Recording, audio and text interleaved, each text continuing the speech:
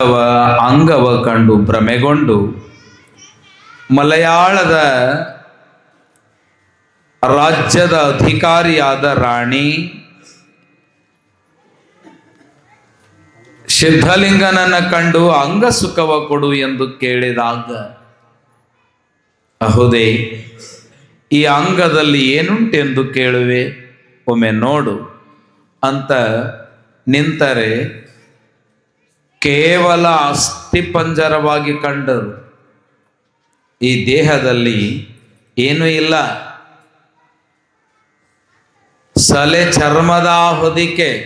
ಅಕ್ಕ ಹೇಳ್ತಾಳೆ, ಇದು ಸಲೆ ಚರ್ಮದ ಹೊದಿಕೆ, ಎಲುಬಿನ ಗೂಡು, ನರತಂತುಗಳ ಮಂಡಲ. ಇಲ್ಲಿ ಏನು ಇಲ್ಲ. ಮಜ್ಜೆ, ರಕ್ತ, ಮೂತ್ರ, ಮಲ ಈ ಹೇಯವಾದ ವಸ್ತುಗಳಿಂದ ಕೂಡಿದೆ.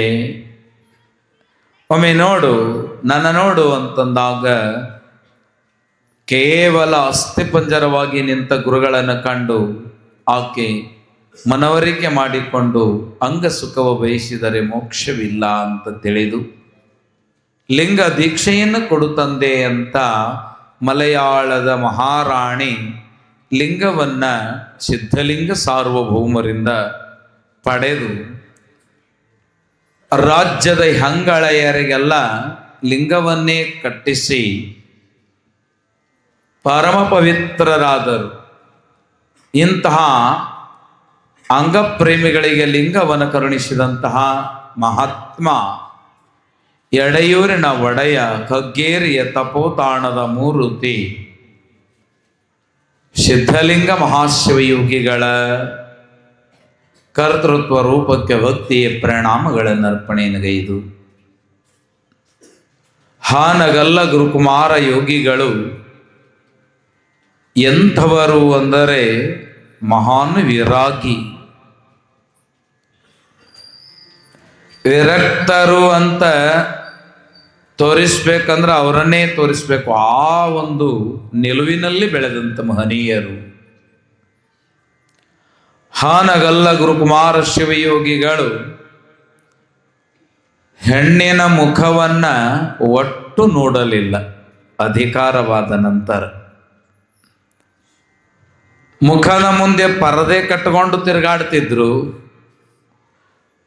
ಸ್ವತಃ ವೈದ್ಯರು, ಆಯುರ್ವೇದ ಪಂಡಿತರಾಗಿರುವಂತಹ ಹಾನಗಲ್ಲ ಕುಮಾರ ಶಿವಯೋಗಿಗಳು ದೂರ ಹೆಣ್ಣು ಮಕ್ಕಳಿಗೆ, ರೋಗಿಗಳಿಗೆ ದೂರ ಕೂಡಿಸಿ ಕೈಗೆ ಸೂತ್ರ ಅಂದ್ರೆ ದಾರವ ಕಟ್ಟಿ ದಾರದ ಮಿಡಿತದಿಂದಲೇ ಇವರಿಗೆ ಇಂತಹ ರೋಗ ಬಂದಿದೆ ಅಂತ ತಿಳಿದು ಆ ಔಷಧವನ್ನು ಕೊಟ್ಟ ಮಹನೀಯ. ಅಂತಪ್ಪ ಹಾನಗಲ್ಲ ಜನಪಾದಗಳಿಗೆ ಭಕ್ತಿಯ ಪರಿಣಾಮಗಳನ್ನು ಅರ್ಪಿಸಿ ಚಿತ್ರಗಿ ವಿಜಯ ಮಹಾಂತ ಶಿವಯೋಗಿಗಳಿಗೆ ವಂದಿಸಿ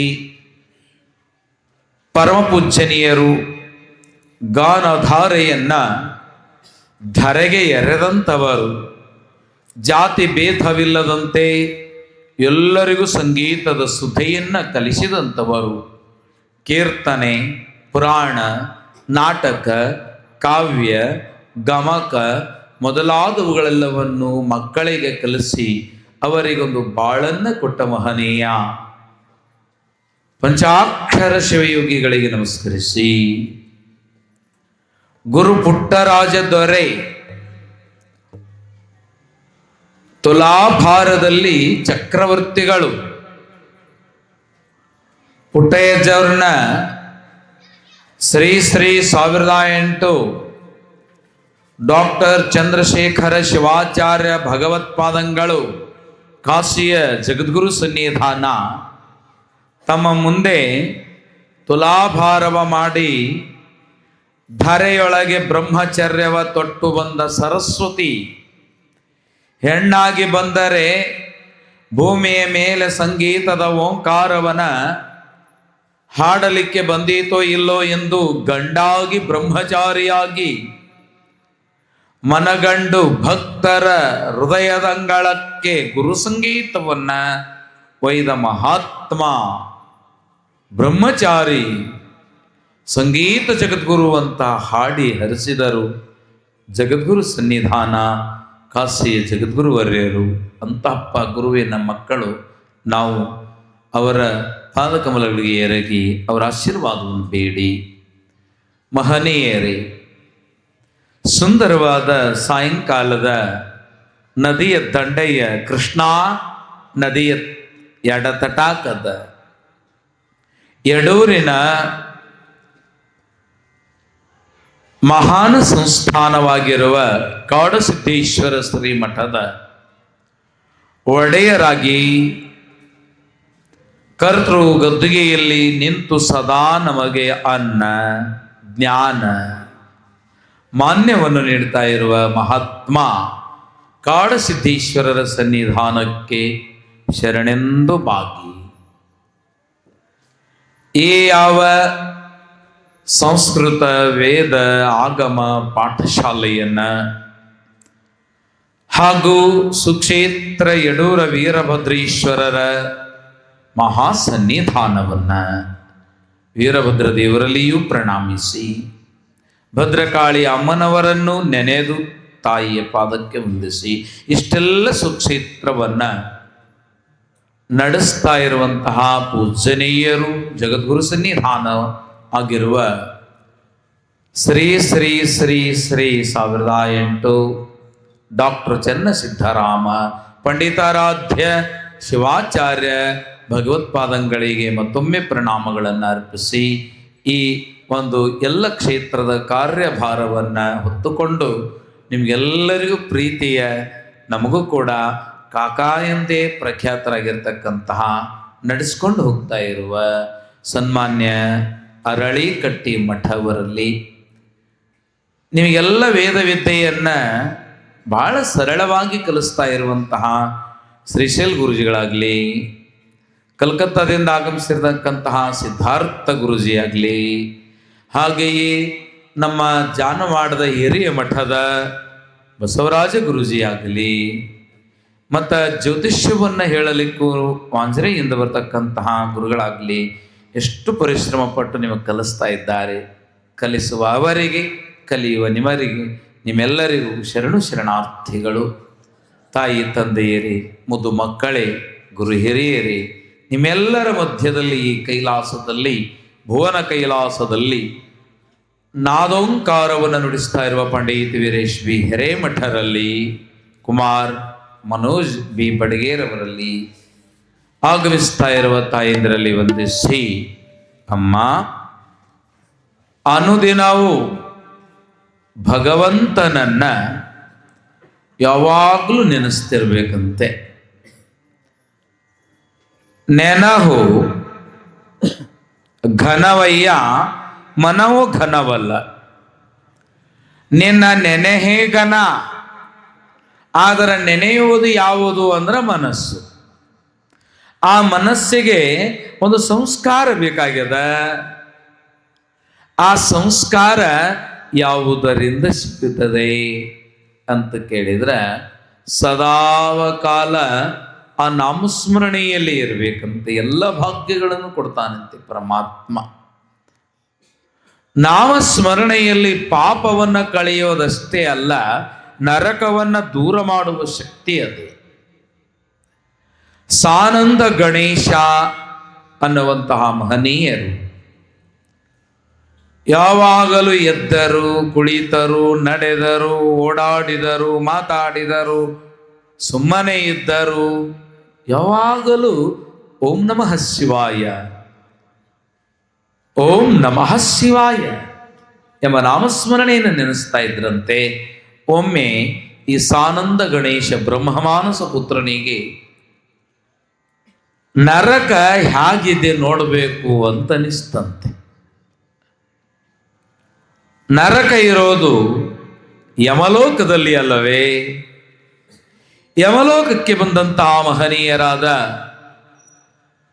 ನರಕಾಧಿಪತಿ ಯಮಧರ್ಮನನ್ನ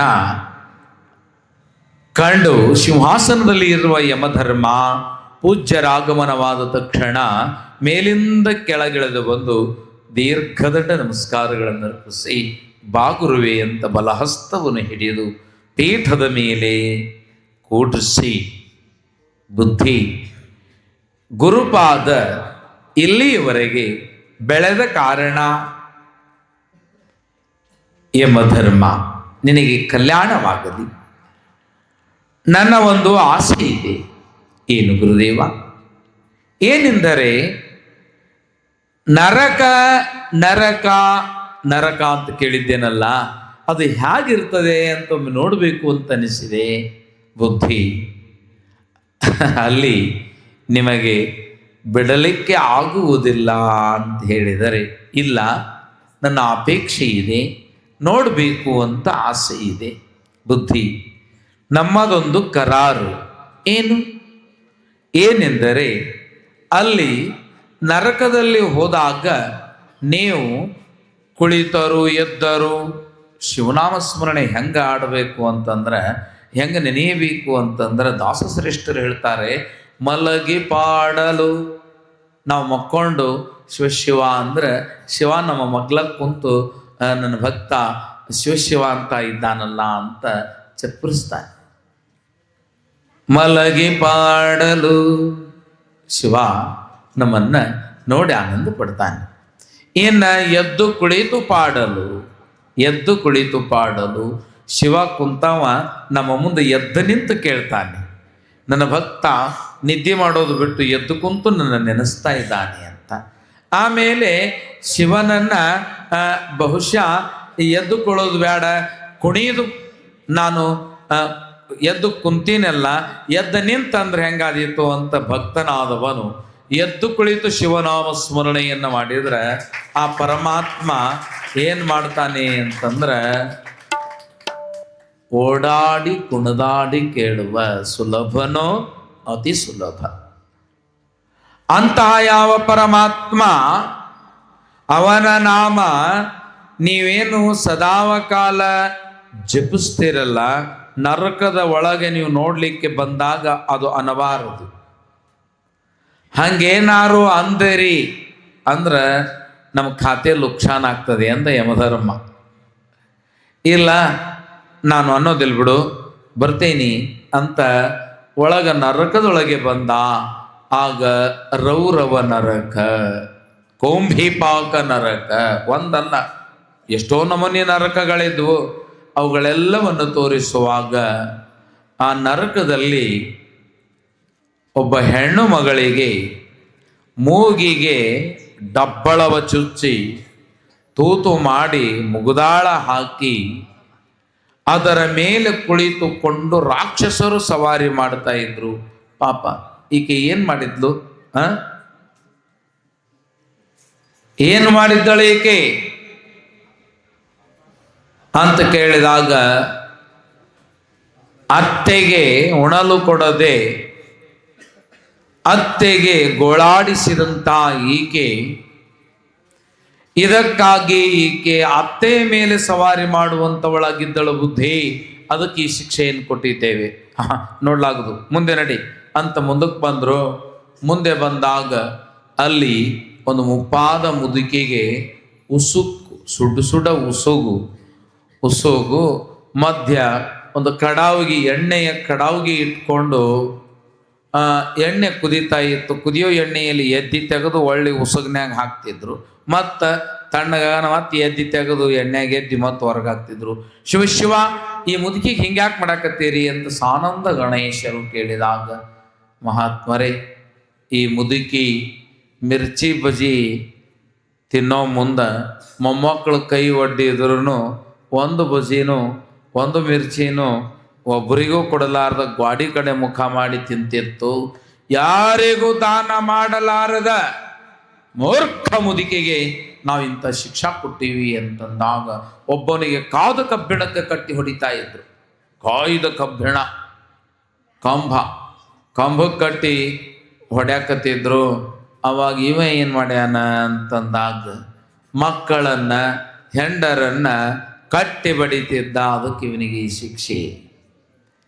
ಇನ್ನು ಒಬ್ಬವನಿಗೆ ಉಸುಕನ್ನೇ ಅನ್ನ ಮಾಡಿ ತಿನ್ನಿಸ್ತಾ ಇದ್ರು. ಯಾಕೆ ಹಿಂಗ್ಯಾಕೆ ಮಾಡಿರಿ ಅಂತಂದಾಗ ಯಮಧರ್ಮ ಹೇಳಿದ, ಬುದ್ಧಿ, ಇವೊಬ್ಬ ಶೆಟ್ಟಿ ವ್ಯಾಪಾರ ಮಾಡಾವ, ಅಕ್ಕಿಯೊಳಗೆ ಕಿಲೋಕ್ಕ ನೌಟ ಕಿಲೋ ಉಸುಗ ಸೇರಿಸಿ ಮಾರ್ಯಾನ. ಅನ್ನದ ಜೊತೆಯಲ್ಲಿ ಮಣ್ಣು ಮಾರಿದ ಈ ಮೂರ್ಖನಿಗೆ ಈ ಶಿಕ್ಷೆಯನ್ನು ಕೊಡ್ತಾ ಇದ್ದೇವೆ ಅಂತಂದಾಗ ಆ ಯಾವ ಯಮಧರ್ಮ ಹಿಂಗೇಳನ ಈ ಮಹಾತ್ಮರು ಸತತ ಅಭ್ಯಾಸ ಇತ್ತಲ್ಲ ಅವರಿಗೆ ಶಿವಶಿವ ಅನ್ನೋದು, ಅಲ್ಲಿ ದಡಗ್ನ ಶಿವಶಿವ ಏ ಶಿವಶಿವ ಅಂದ್ಬಿಟ್ರು. ಆಗ ಅಲ್ಲಿ ಇರುವ ಪಾಪಿಗಳಿಗೆಲ್ಲರಿಗೂ ಅದು ಬೋಧೆಯಾತ ಮಂತ್ರ. ಎಲ್ಲರೂ ಶಿವಶಿವ ಅನ್ನಕತ್ರಲ್ಲಿ ಇದ್ದವ್ರು ಒಟ್ಟರು ಶಿವಶಿವ ಅನ್ನಕತ್ರು. ಆಗ ನರಕದಿಂದ ದೂರ ಆದರು, ನರಕಗಳೇ ಮುಗಿದು ಹೋದವು. ಹೊರಗೆ ಬಂದು ಯಮಧರ್ಮ ಅಂದ, ಇಷ್ಟೋ ಮಂದಿಗೆ ಶಿಕ್ಷೆ ಕೊಡೋದನ್ನು ತಪ್ಪಿಸಿದ್ರಿ, ಭವತಾರಕ ಸುಮಂತ್ರವೆಂದರೆ ಓಂ ನಮಃ ಶಿವಾಯ. ಮಂತ್ರದಿಂದ, ಶಿವಮಂತ್ರದಿಂದ ಏನೆಲ್ಲವನ್ನು ಸಾಧಿಸಬಹುದು. ಆದ್ದರಿಂದ ಮಹಾತ್ಮರೇ, ಅನುದಿನ ಯಾವಾಗಲೂ ಶಿವ ಅನ್ಬೇಕಂತೆ.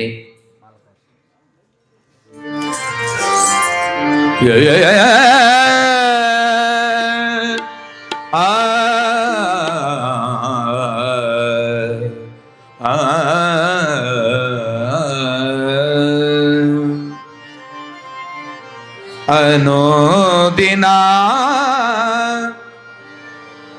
ನಿನ್ನ ನೆನೆದು ನೆನೆದು ಮನವು ನಿನ್ನಲೇ ನಿಲ್ಲಲೇ.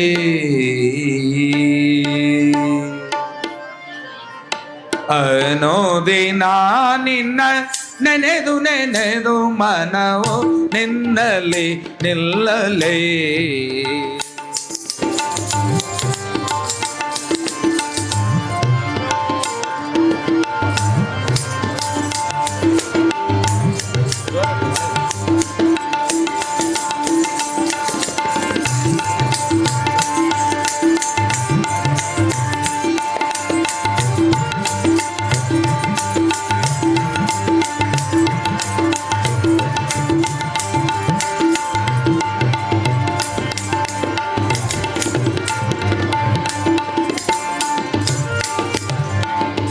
ಸುಖ ದುಃಖ ಲೆಕ್ಕಿಸದೆ, ಸುಖ ದುಃಖ ಲೆಕ್ಕಿಸದೆ, ಸುಖ ದುಃಖ ಲೆಕ್ಕಿಸದೆ, ಮುಕ್ತಿಗೆ ಮುಖ್ಯ ಪದವೆನಿಸ.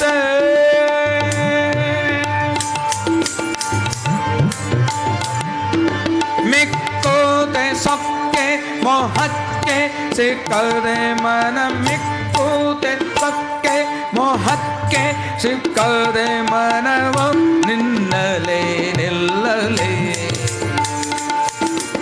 ಅನುದಿನ ನೆನೆದು ನೆನೆದು ಮನವು ನಿನ್ನಲೇ ನಿಲ್ಲಲೇ.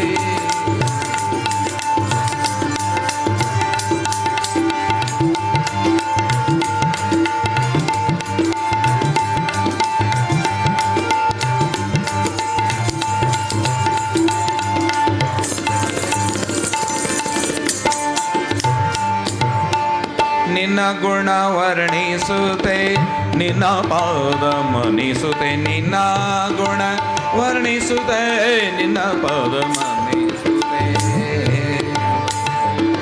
ನಿನ್ನ ಪಾವನ ಲಾವಣ್ಯ ಮೂರ್ತಿಯು ಘನ, ನಿನ್ನ ಪಾವನ ಲಾವಣ್ಯ ಮೂರ್ತಿಯು ಘನವು ನಿನ್ನಲೇ ನಿಲ್ಲಲೇ. ಅನುದಿನ ನಿನ್ನ ನೆನೆದು ನೆನೆದು ಮನವು ನಿನ್ನಲೇ ನಿಲ್ಲಲೇ.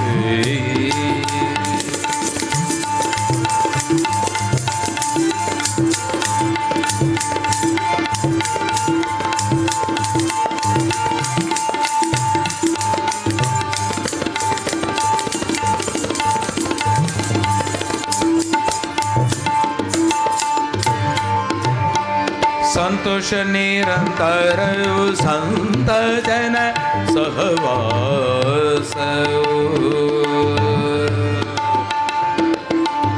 ಸಂತಸ ನಿರಂತರವು ಸಂತಸ ನಿರಂತರವು. ಸರಣಿ ಧನಿದ ಧಾಮ ಧಾಮ ಮಗ ಮಗ ಗಸ ಸಾಮ ಗಸ ನಿಸ ಧನಿದ ಧನೆ ಧನೆ ಸಗಮ ಧನಿ ಸ ಸಂತೋಷ ನಿರಂತರವು ಸಂತ ಜನ ಸಹವಾಸವು ಶಾಂತ ಭವಂತ ಮಹಂತ ಲಾವಣ್ಯದಿ ಮನ ಶಾಂತ ಭವಂತ ಮಹಂತ ಧೈರ್ಯದಿ ಮನವು ನಿನ್ನಲಿ ನಿಲ್ಲಲಿ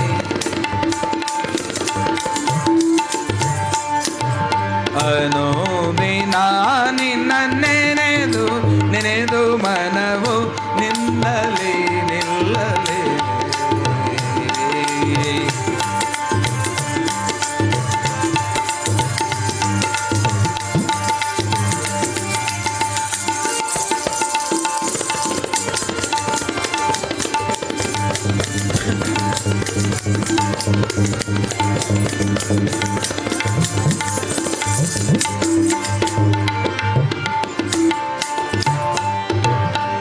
ಭಕ್ತಿ ಸುವಿರಕ್ತಿ ಧ್ಯಾನ ಸಾನಿದ ಭಕ್ತಿ ಸುವಿರಕ್ತಿ ಧ್ಯಾನ ಸಾನಿದ ನಿಧ ಮಧ ಮಗ ಮಗ ನಿಧ ಸ ನಿಸದ ನಿ ಮದ ಗಮ ಸಗ ನಿಸದ ನಿಸ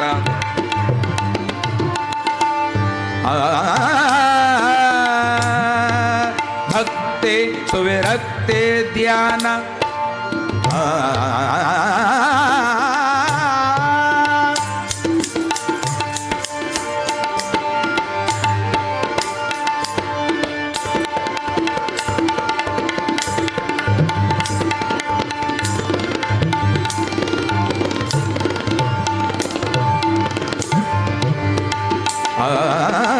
ಭಕ್ತಿ ಸುವಿರಕ್ತಿ ಧ್ಯಾನ ಮುಕ್ತಿಗೆ ಮುಖ್ಯ ಸಾಧನ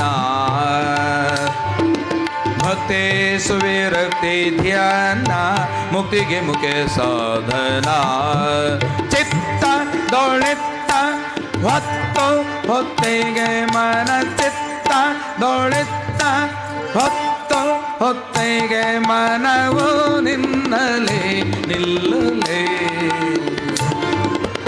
ಅನುದಿನ ನಿನ್ನ ನೆನೆದು ನೆನೆ ಮನವು ನಿನ್ನಲಿ ನಿಲ್ಲಲೇ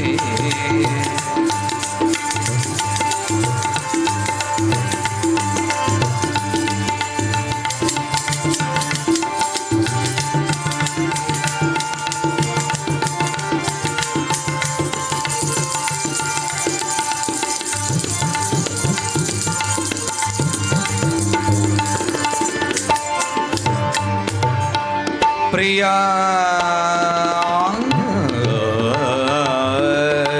ಪ್ರಿಯ ಶ್ರೀ ಲಕ್ಷ್ಮೀ ನಾರಾಯಣ ಪಾರಾಯಣವು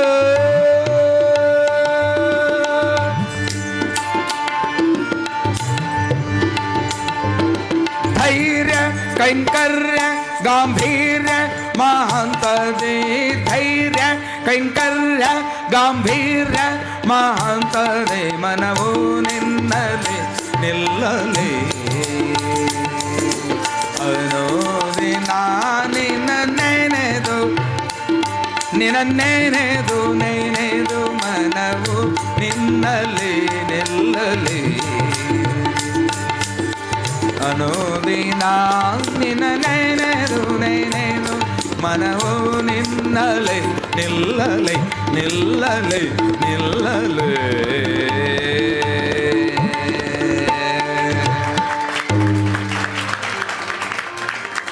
ಹೇ ಪರಮಾತ್ಮ, ನನ್ನ ಮನಸ್ಸು ಯಾವಾಗಲೂ ನಿನ್ನನ್ನು ನೆನೆಯಲಿ, ನಿನ್ನಲ್ಲಿ ಇರಲಿ. ಯಾಕೆ ಇರಲಿ ಅಂತಂದರೆ ಶಿವಮಂತ್ರ ವಿಮಗೆ ಕಾಮಧೇನುವಯ್ಯ. ಶಿವಮಂತ್ರ ಯಮಗೆ ಕಾಮಧೇನುವಯ್ಯ. ಶಿವಮಂತ್ರವೆಮಗೆ ಕಲ್ಪವೃಕ್ಷವಯ್ಯ. ಶಿವಮಂತ್ರವೆನಗೆ ಚಿಂತಾಮಣಿಯಯ್ಯ.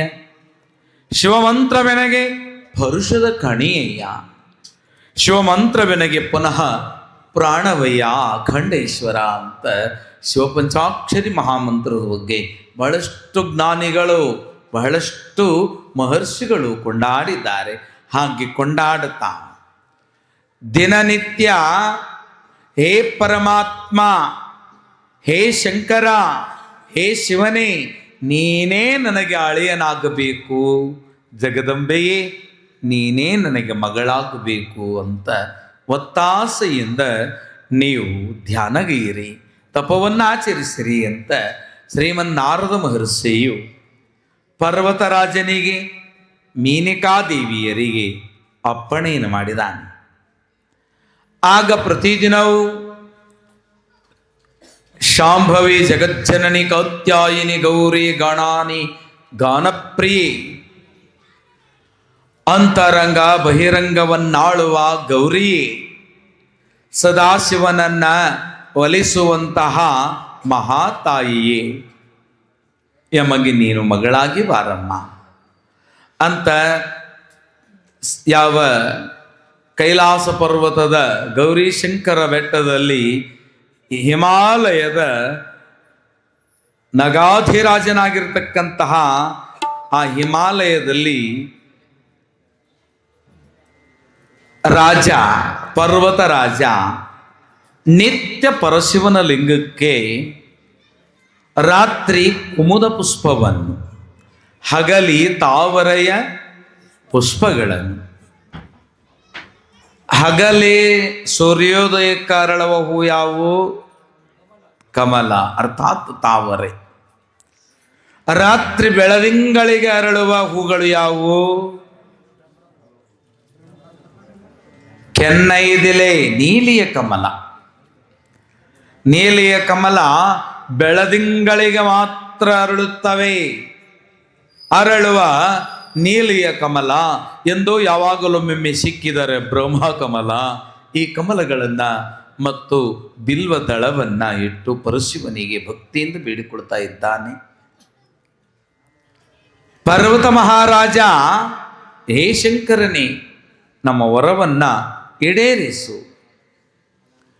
ಇತ್ತ ಕಡೆ ಮಹಾತಾಯಿಯಾಗಿರ್ತಕ್ಕಂಥ ಮೀನಿಕಾದೇವಿಯು, ಶಿವನೇ, ಹೇ ಶಂಕರಿಯೇ, ನಮ್ಮ ಹೃದಯ ಮಂಟಪದಲ್ಲಿ ನಿಮ್ಮ ಧ್ಯಾನವನ್ನು ಕೊಡು, ನೀನೇ ತಾಯಿಯೇ ಮಗಳಾಗಿ ಬಾರಮ್ಮ. ಎಂಥ ಅಪೇಕ್ಷೆ ಇದು!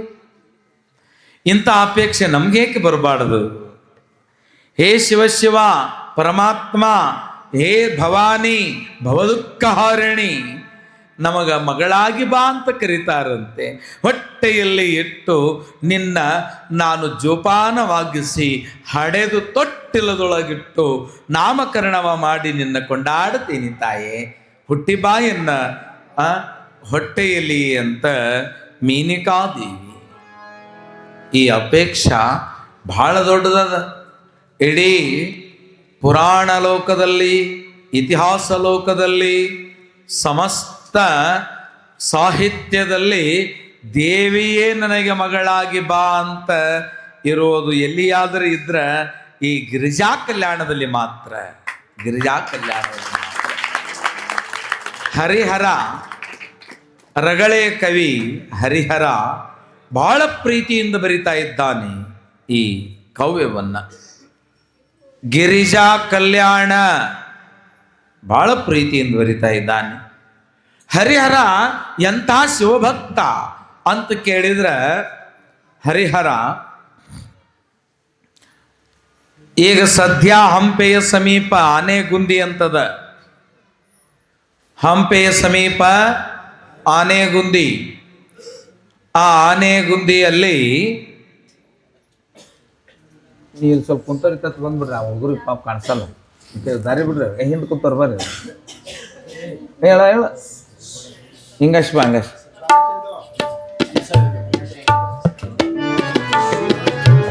ದೌಡ್ ಬರ್ಬೇಕು. ಇಲ್ಲ ಕುಂದ್ರ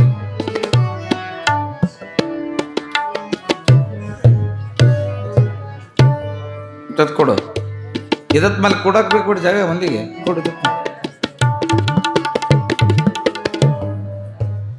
ಸಾಂಭಜೈ ನಮಃ ಪಾರ್ವತೇ ಪತೆ ಶಿವ ಹರ ಹರ ಮಹಾದೇವ. ಶ್ರೀಮದ್ ಜಗದ್ಗುರು ಪಂಚಾಚಾರ್ಯ ಮಹಾರಾಜ ಕೀ ಜಯ. ಹಂಪೆ ವಿರೂಪಾಕ್ಷನ ಸನ್ನಿಧಾನ. ಗಿರಿಜಾ ಕಲ್ಯಾಣ ಕೃತಿ ಕನ್ನಡದಲ್ಲಿ ಬರೆದವನು ಹರಿಹರ. ಸಂಸ್ಕೃತದಲ್ಲಿ ಕುಮಾರ ಸಂಭವ ಎಂಬ ಈ ಕೃತಿಯನ್ನ, ಗಿರಿಜಾ ಕಲ್ಯಾಣವನ್ನ ಕುಮಾರ ಸಂಭವ ಅಂತ ಹೆಸರಿಟ್ಟು ಬರೆದಂಥವ ಕಾಳಿದಾಸ, ಕವಿರತ್ನ ಕಾಳಿದಾಸ. ಕವಿರತ್ನ ಕಾಳಿದಾಸ ಹಾಲು ಮುತದಲ್ಲಿ ಹುಟ್ಟಿ ಶತದಡ್ಡನಿರುವಾಗ ಅವನ ಹೆಂಡತಿ ಶಾಂಭವಿಯ ಪಾದಕ್ಕೆ ಹಾಕಿದಾಗ ಶಾಂಭವಿಯನ್ನು ಕೊಂಡಾಡಿ ಆ ತಾಯಿಯನ್ನು ಒಲಿಸಿಕೊಂಡು ನಾಲಿಗೆಯ ಮೇಲೆ ತ್ರಿಶೂಲದಿಂದ ಓಂಕಾರವ ಬರೆಸಿಕೊಂಡಂಥವ. ಅಂಥವ ಗಿರಿಜಾ ಕಲ್ಯಾಣವನ್ನ ಕುಮಾರ ಸಂಭವ ಎಂಬುವ ಕೃತಿಯಾಗಿ ಬರೆದಿದ್ದಾನೆ. ಇಲ್ಲಿ ಗಿರಿಜಾ ಕಲ್ಯಾಣ ಕನ್ನಡ ನಮ್ಮ ಮಾತೃಭಾಷೆ, mother tongue, greater than haven. Mother ಅಂದ್ರೆ ಮಾತೃಭಾಷೆಯಲ್ಲಿ ಬರೆದಿರ್ತಕ್ಕಂತಹ ಮಹಾತ್ಮ ಹರಿಹರ ಇಷ್ಟು ದೊಡ್ಡ ಶಿವಭಕ್ತ ಅಂತಂದ್ರೆ, ದಿನನಿತ್ಯ ಬ್ರಾಹ್ಮಣನಾದ ಅವನು ಸಂಧ್ಯಾವಂದನೆಯ ಮುಗಿಸಿ ತುಂಗಭದ್ರಾ ನದಿಯನ್ನ ಈ ಕಡೆಯಿಂದ ಏಸಿ ಆ ದಂಡೆಯಲ್ಲಿ ಇರುವ ಪರಮಾತ್ಮ ಹಂಪೆಯ ವಿರೂಪಾಕ್ಷನ ದರ್ಶನ ಪಡೆದ ಮೇಲೆಯೇ ಮನೆಗೆ ಬಂದು ಅವನು ಪ್ರಸಾದ ಮಾಡುತ್ತಿದ್ದ. ಒಂದು ಹನಿ ನೀರು ಕುಡಿಯಬೇಕಾದರೂ ವಿರೂಪಾಕ್ಷನ ದರ್ಶನ ಆಗುತ್ತಾನ ನೀರು ಮುಟ್ಟುವ ವ್ರತವಿಲ್ಲ ಅವನಲ್ಲಿ. ಕಠೋರ ನೇಮಿ, ನಿಷ್ಠುರಿ, ಪ್ರೌಢದೇವರಾಯನ ಕಾಲದಲ್ಲಿಯೂ ಕೂಡ ಅನೇಕ ಶಿವಕವಿಗಳು ಇಂಥವರಾಗಿ ಹೋಗಿದ್ದಾರೆ. ಆ ಹರಿಹರ ಅವತ್ತ ನದಿ ಹೀಸಿ ಹೋಗ್ಬೇಕು, ಶಿವ ದರ್ಶನ ಮಾಡಿಕೊಳ್ಬೇಕಂತಾನ. ಅಲ್ಲಿ ಮಳೆ ಬಂದು ನದಿಯು ಪ್ರಪಾತವಾಗಿ ತುಂಬಿದೆ. ಎರಡೂ ದಂಡೆಯು ತುಂಬ ಸೂಸಿದೆ. ಒಡ್ಲ ಸೂಸಿ ಹರಿಯುವ ನದಿಯಲ್ಲಿ ಹರಿಹರ ನಿನಗೆ ಕೇಡಾದೀತು, ಹಾರಬೇಡ ಹೊಳೆಯಲ್ಲಿ, ಈಸಬೇಡ, ನೀನು ಈಸಿದರೆ ಉಳಿಯೋದಿಲ್ಲ, ಹೋಗು, ಇವತ್ತೊಂದು ದಿವಸ ಶಿವದರ್ಶನ ಬಿಟ್ಟರೆ ಏನಾದೀತು, ನೆನೆದವರ ಮನದಲ್ಲಿ ಹರನಿಲ್ಲವೇ ಎಂದು ಹೇಳಿದರು. ನಾನು ಗೈದ ವ್ರತವನ್ನು ಬಿಟ್ಟು ಬಿಡದೆ ಆಚರಿಸುತ್ತಾ ಬಂದಿರುವೆ, ಅದೆಷ್ಟೋ ವರ್ಷಗಳ ಕಾಲ. ಅದಕ್ಕೆ ನಾನು ಹೋಗೋವನೇ ಅಂತಂದು ಭೋರ್ಗರಿದು ಹರಿಯುವ ನದಿಯಲ್ಲಿ ಹಾರಿದ. ಇಷ್ಟೆಲ್ಲ ಆಗೋದ್ರೊಳಗಾಗಿ ತಡವಾಗಿತ್ತು. ಗುಡಿಯನ್ನು ಪೂಜೆ ಮಾಡಿ ಅರ್ಚಕರು ಬಾಗಿಲವ ಮುಚ್ಚಿ ಬೀಗವ ಜಡಿದು ಹೊರಡ್ತಿದ್ರು. ಅಯ್ಯ ನಿಲ್ಲಿರಿ, ಸ್ವಲ್ಪ ನಿಲ್ಲಿರಿ, ನನಗೆ ಪರಮಾತ್ಮನ ದರ್ಶನವನ್ನು ಕೊಡ್ರಿ. ಆ ಶಿವನನ್ನ ದರ್ಶನ ತಗೊಂಡು ನಾ ಹೋಗ್ತೇನೆ. ಹೋಗಯ್ಯ ಹೋಗೋ, ದಿನ ಇಷ್ಟೆಷ್ಟೋ ಮಂದಿ ಬರ್ತಾರೆ ಇಂಥವರು, ನಿಮಗಾಗಿ ಪದೇ ಪದೇ ಕೀಲಿ ತೆಗೆಯೋದು, ಶಿವನನ್ನು ತೋರಿಸೋದು ಹಾಗ ಅಂತಂದಾಗ ಇಲ್ಲ. ಅವನ ದರ್ಶನ ವಿನಃ ನಾನು ಏನು ಉಣ್ಣುವುದಿಲ್ಲ, ನೀರು ಕುಡಿಯುವುದಿಲ್ಲ. ಅದು ಹೋಗಲಿ, ನನಗೆ ಶಿವದರ್ಶನವೇ ಮುಖ್ಯ. ಆಗ ಸರಿಯಾಚೆ ಅಂತ ಕಠೋರ ವೃತ್ತಿಯ ಪುರೋಹಿತ ನುಗ್ಗಿಸಿದ ಭಕ್ತನನ್ನ. ಪುರೋಹಿತರಲ್ಲಿ ಕಠೋರ ಗುಣ ಎಂದೂ ಬರಬಾರದು, ಕರುಣೆ ನಿಮ್ಮಲ್ಲಿ ನೆಲೆಯಾಗಬೇಕು. ಪುರೋಹಿತರಲ್ಲಿ ಯಾವ ಗುಣ ಮುಖ್ಯವಿರಬೇಕು? ಕರುಣಾರಸ. ಅದು ಒಬ್ಬವನಲ್ಲಿ ಇತ್ತು. ಅವನಂದ, ಪಾಪ ಹೋಗ್ಲಿ ಬಿಡೋ, ಶಿವನ ದರ್ಶನವನ್ನು ಮಾಡ್ಕೊಳ್ತಾನಂತೆ, ಏನು ದೂರ ಹೋಗಿವಿ, ನಾವು ಇಲ್ಲೇ ಇದ್ದೀವಿ, ಬೀಗ ತೆಗಿ ಅಂದಾಗ ಆಹಾ ತೆಗೆ ಅಂತಂದು ಕೀಲಿಯ ಕೈಯನ್ನು ಒಗೆದರೆ ಬೀಗ ಮುದ್ರೆಯನ್ನು ತೆಗೆದು ಬಾಗಿಲವ ಆಚೆ ಸರಿಸಿದರೆ ಶಿವನ ತಲೆಯ ಮೇಲೆ ರುದ್ರಾಕ್ಷಿಯ ಕಿರೀಟ ಇಟ್ಟಿದ್ರವತ್ತ. ಲಿಂಗದ ಮೇಲೆ ಯಾವ ಕಿರೀಟ? ಆ ಕಿರೀಟವನ್ನು ಇಟ್ಟಿದ್ರಲ್ಲ, ನೋಡಿ ಕಣ್ಣ ತುಂಬ ಸಾಷ್ಟಾಂಗ ನಮಸ್ಕಾರ ಹಾಕಿದ ಹರಿಹರ ಕಿರೀಟ ಬಿದ್ದು ಬಿಡುತ್ತು. ಪಾಪಿ, ಎಷ್ಟು ಮೂರ್ಖನೋ ನೀ ನಮಸ್ಕಾರ ಮಾಡಿದ್ದಕ್ಕಾಗಿ ಕಿರೀಟ ಬಿದ್ದಿತು. ಅಯ್ಯೋ, ನಾನು ಶಿವದರ್ಶನ ಮಾಡಿದಕ್ಕಾಗಿ ಕಿರೀಟ ಬಿದ್ದಿತೆ. ಹಾಗಾದರೆ ನನ್ನಂತ ಪಾಪಿ ಉಳಿಯಬಾರದು. ಅದು ಅಗ್ಗಳತೆಯ ಕಾಲವಲ್ಲ, ವಿಜಯನಗರ ಸಾಮ್ರಾಜ್ಯದ ವಿಭೂತಿಗಳಾಳುವ ಕಾಲ. ಆ ನಗಾರಿಯನ್ನ ಬಾರಿಸೋದಕ್ಕೆ ಕಟ್ಟಿಗೆ ಇರಲಿಲ್ಲ, ಆನೆಯ ದಂತಗಳಿದ್ದವು. ಆನೆಯ ದಂತ ಹಿಡಿದುಕೊಂಡು ನನ್ನ ಹೊಟ್ಟೆಯಲ್ಲಿ ತಿವಿದುಕೊಂಡು ಸಾಯ್ತೀನಿ, ನನ್ನ ಪಾಪ ಬಹಳದೆ ಅಂತಂದಾಗ ಆ ವೃದ್ಧ ಪುರೋಹಿತ ಅಂದ, ಅಯ್ಯ ಕವಿ, ಶಿವಕವಿಯು, ಶಿವಧ್ಯಾನ ನಿರತನು ಆದ ನೀನು ಶಿವನನ್ನು ಕೊಂಡಾಡು. ಆ ಕಿರೀಟ ನೆಲದ ಮೇಲೆ ಬಿದ್ದಿರುವಂತಹ ಕಿರೀಟ ತಾನೇ ತಲೆಯ ಮೇಲೆ ಕೂಡುತ್ತದೆ.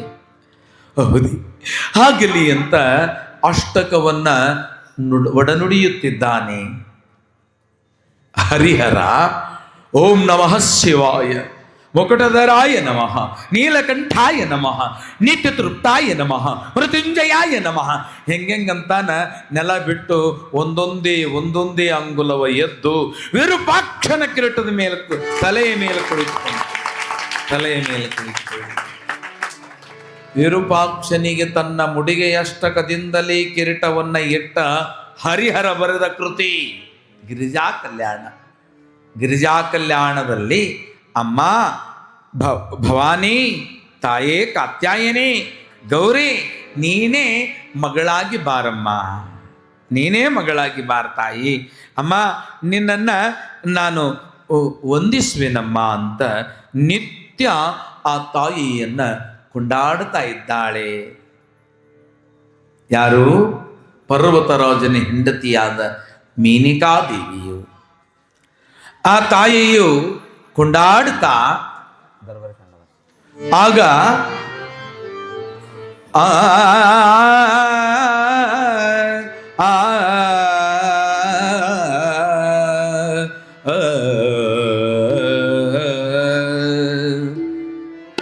ಕುಮುದ ಪುಷ್ಪಗಳ ಮಾಲೆಯನ್ನು ಮಾಡಿ ದೇವಿಯ ಪಾದಕ್ಕೆ ಅರ್ಪಿಸುತ್ತಾ ವಂದಿಪೇ ಜಗಜ್ಜನನೇ ಕಲ್ಯಾಣಿ, ಮುಂದುಗಾಣದಿಂದು ಶರಣೆಂದು ಇಂದು ವದನೆ ಕಂದರ ಅಪರಾಧವ ಮನ್ನಿಸೇ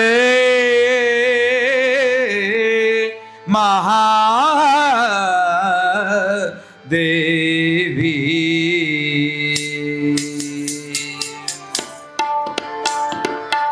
ವಂದಿಪೆ ಜಗ ಜನನೇ ಕಲ್ಯಾಣಿ, ವಂದಿಪೆ ಜಗ ಜನನೇ ಕಲ್ಯಾಣಿ.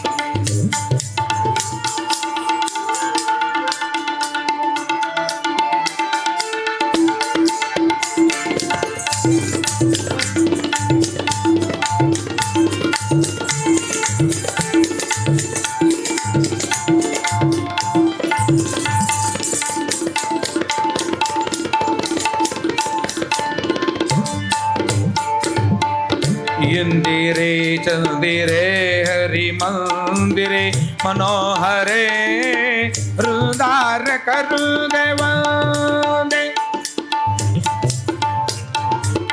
ಮುನಿವಂದೆ ವಂದಿತಳೆ ಪೊರೆಯಂಬ ಮುನಿಯಂದೆ ವಂದಿಪೇ ಅಂಬ ವಂದಿಪೇ ರುದ್ರಾಣಿ ಅಮ್ಮ ವಂದಿಪೇ ರುದ್ರಾಣಿ ವಂದಿಪೇ ರುದ್ರಾಣಿ ವಂದಿಪೇ ರುದ್ರಾಣಿ.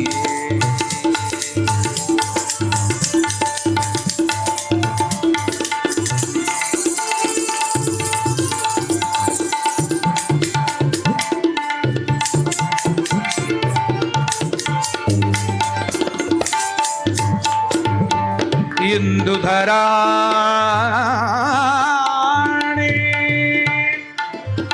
ಗಣವೃಂದ ಸುಪೂಜಿತೆ ರುದ್ರಾಣಿ ಮುಕುಂದ ಹೃದಯದೊಳ್ ಅಲ್ಲದೆ ವಿರಾಜಿಪೆ ಮಂಗಳಯೇ ಒಂದು ಗಾಣದೆಂದು ಶರಣೆಂದು ಬಂದೆವು ಕೊರೆಯೇ ರುದ್ರಾಣಿ ವಂದಿಪೆ ಜಗಜನನೇ ಅಂಬಾ ವಂದಿಪೆ ಜಗಜನನಿ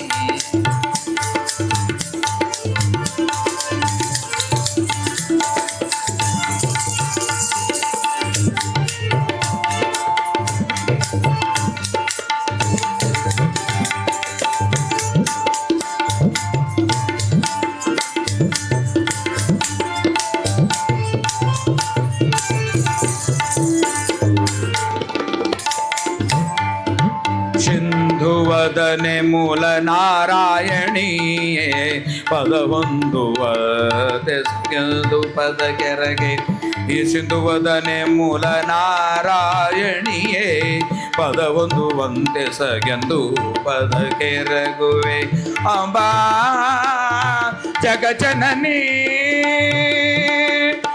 ಅಮಾ ರುದ್ರಾಣಿ ಜಗಜನನಿ ವಂದಿಪೆ ಅಂಬಾ ಕಲ್ಯಾಣಿ ಜಗಜನನಿ ವಂದಿಪೆ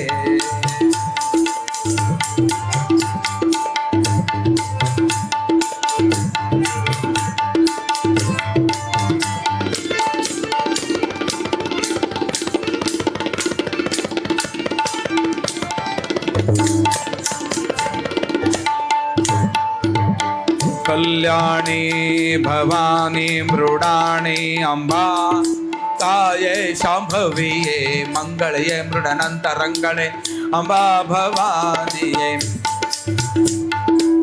ಶಾಂಭವಿಯೇ ಶಂಕರಿಯೇ ಶಾಂಭವಿಯೇ ಶಂಕರಿಯೇ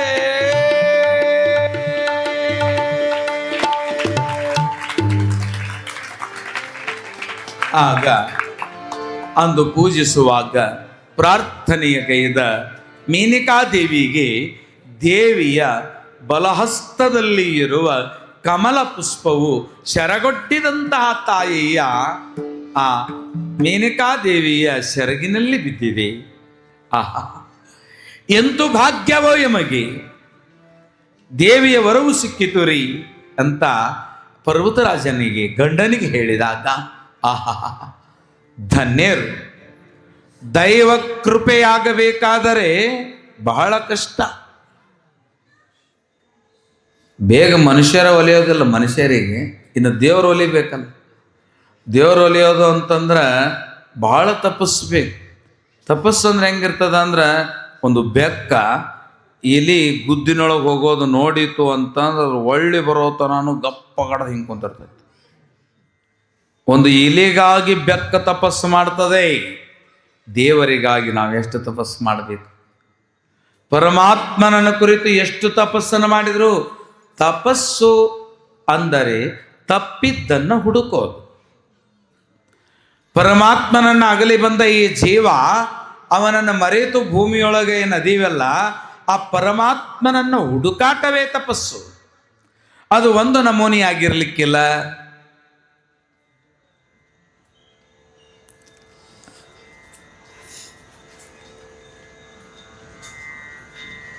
ಅದು ಒಂದು ನಮೂನೆ ಆಗಿರ್ಲಿಕ್ಕಿಲ್ಲ. ಭಗವಂತನ ನಾಮಸ್ಮರಣೆಯನ್ನ ಮಾಡಬೇಕಾದ್ರೆ ವಾಲ್ವ ಕಿಲ್ವರು ಅಂತ ಋಷಿಗಳಿದ್ರು. ವಾಲ್ವ ಮತ್ತು ಖಿಲ್ವ. ಆ ಋಷಿಗಳು ಎರಡೂ ಕಾಲನ್ನ ಗಿಡದ ಟೊಂಗೆಗೆ ಕಟ್ಟಿಕೊಂಡು ಉಲ್ಟಾ ಬಿದ್ದು ಪರಮಾತ್ಮನನ್ನ ನೆನೆಸ್ತಿದ್ರಂತೆ, ತಪಸ್ಸು ಮಾಡ್ತಿದ್ರಂತೆ. ಮುಚ್ಚಿಡು. ತಪಸ್ಸನ್ನು ಮಾಡ್ತಿದ್ರಂತೆ, ತಪ್ಪಿದ್ದನ್ನು ಹುಡುಕಾಡ್ತಿದ್ರಂತೆ.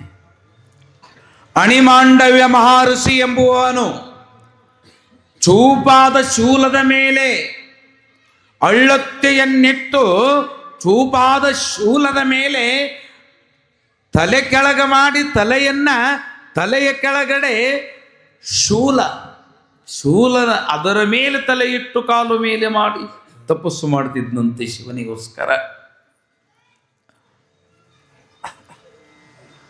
ಪರಮಾತ್ಮನನ್ನ ಎಲ್ಲೆಲ್ಲಿಯೂ ಕಾಣುವಂತಹ ಮಹನೀಯರು ಅನುಷ್ಠಾನಗೈತಾರೆ, ಅವನ ಅನುಜ್ಞೆಯಿಂದ ಬದುಕುತ್ತಾರೆ. ತಪಸ್ಸು ಸಹಜವಲ್ಲ, ಯಾಕಂದ್ರೆ ಮನಸ್ಸು ಚಂಚಲವಾಗಬಾರ್ದಲ್ಲಿ. ತಪಸ್ಸು ಮಾಡುವಲ್ಲಿ ಅಲ್ಲಿ ಯಾವ ದೋಷನೂ ಆಗಬಾರ್ದು. ಪೂಜೆ ಪುನಸ್ಕಾರ ತಪಸ್ಸು ಮೊದಲಾದವುಗಳಲ್ಲಿ ಅನ್ಯಾಯ ನಮ್ಮ ಮುಂದೆಂದು ಆಗಬಾರ್ದು, ಅನುಚಿತ. ಹೆಂಗಂದ್ರೆ ಹಬ್ಬ ಬಂದಿರ್ತೈತೆ, ಹೋಳಿಗೆ ಮಾಡ್ತಿರ್ತಾರೆ ತಾಯಂದರು. ಹೋಳಿಗೆ ಭಾಳ ಚಲೋ ಮಾಡಿ ಮಾಡಿ ಪುಟ್ಟಿ ಒಳಗೆ ಹಾಕ್ತಿರ್ತಾರೆ. ಆ ಸಣ್ಣ ಕೂಸು ಬಂದು ಕೇಳ್ತೈತಿ, ಮಮ್ಮಿ ಏನು ಪುಟ್ಟ ದೊಡ್ಡ ಹೋಳಿಗೆ ಮಾಡಿಯಲ್ಲ? ಹೌದು. ಈ ಸಣ್ಣ ಸಣ್ಣ ಮಾಡಿಯಲ್ಲ? ಹೌದು. ಸಣ್ಣ ಯಾರಿಗೆ ದೊಡ್ಡ ಯಾರಿಗೆ ಅಂತ ಕೇಳ್ತದ ಕೂಸ. ಅವಾಗ ಸಣ್ಣ ದೇವರಿಗೆ ಅವು ಮುಟ್ಟಬೇಡ, ದೊಡ್ಡ ನಮಗೆ. ಸಣ್ಣ ದೇವರಿಗೆ ಮಾಡಿ ಅಲ್ಲಿ ಒಯ್ದಿಟ್ರೆ ಪೂಜಾರಿ ತಿಂತಾನಂತ ನಿಮ್ಮ ಕಿರಿಕಿರಿ. ಅದಕ್ಕೆ ಅವು ನಾಯಿ ಕಿವಿಯಟ್ಟು ಮಾಡಿರ್ತೀರಿ, ಇಟೀಟ ಇಟೀಟ ಇಟೀಟ. ದಾನ ಮಾಡೋದು ಹಾಗೆ. ಮತ್ತೆ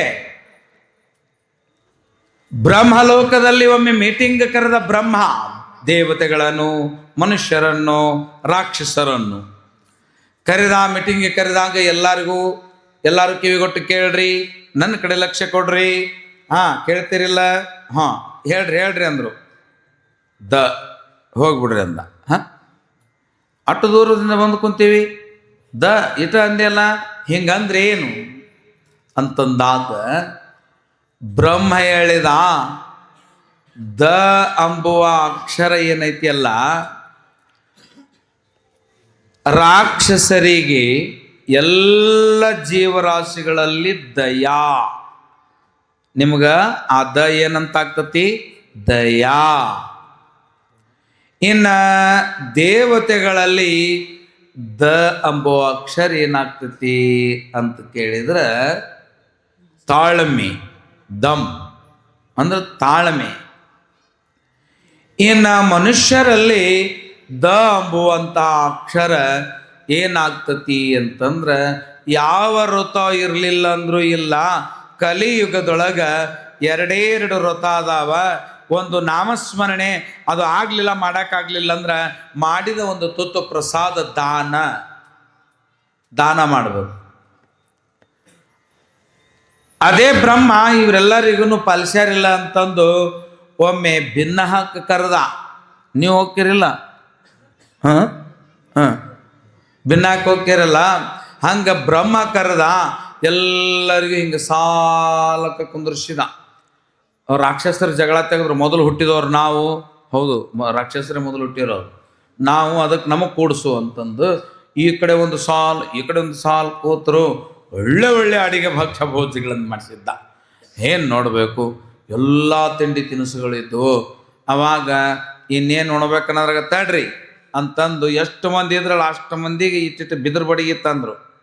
ಅವ್ರು ಹೊಡ್ಯಾಕಲ್ಲ, ಕೈ ಚಾಚ್ರಿ ನಿಮ್ದು ಅಂದರು. ಕೈ ಚಾಚಿದ್ರು, ಹಿಂಗೆ ಮಣಸಲಾರ್ದಂಗೆ ಕಟ್ಟಿದ್ರು. ಎಲ್ಲರಿಗೂ ಊಟ ಮಾಡ್ರಿ ಅಂದರು. ಅರೇ ಕ್ಯೂ ಕಾಣ ಅಂದ್ರು. ಹೆಂಗೆ ಉಣ್ಣೋದು? ಹಿಂಗೆ ಕಟ್ಟಿದ್ರ ಉಣ್ಣೋದು ಹೆಂಗೆ?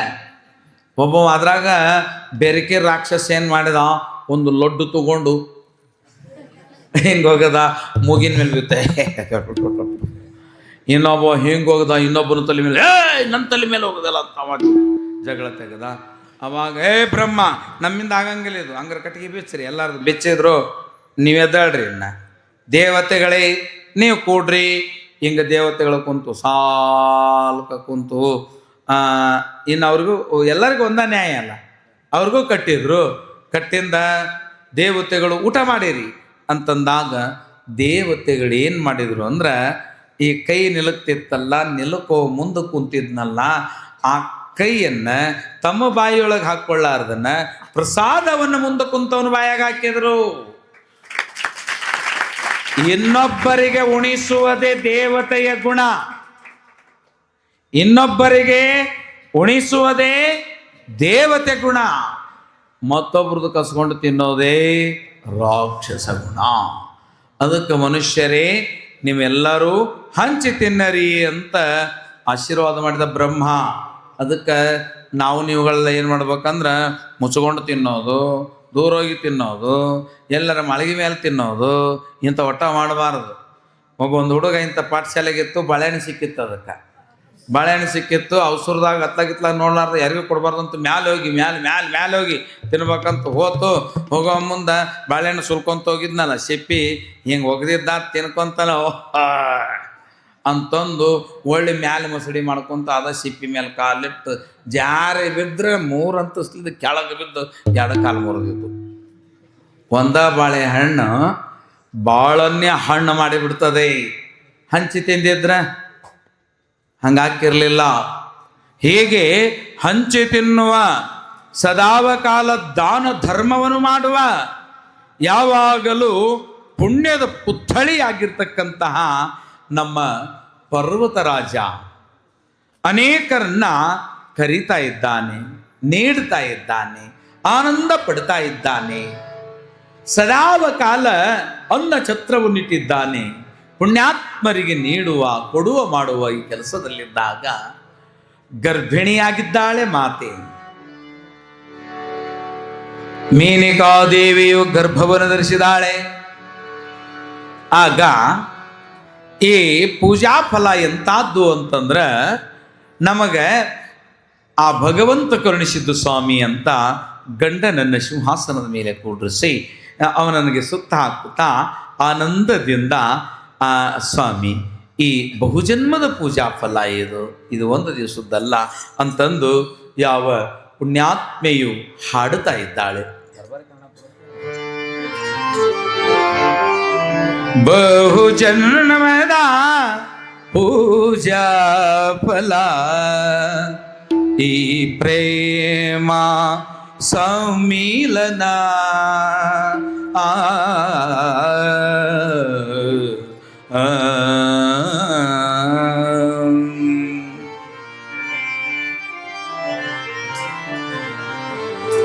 ಒಲವಿನ ಸವಿಯ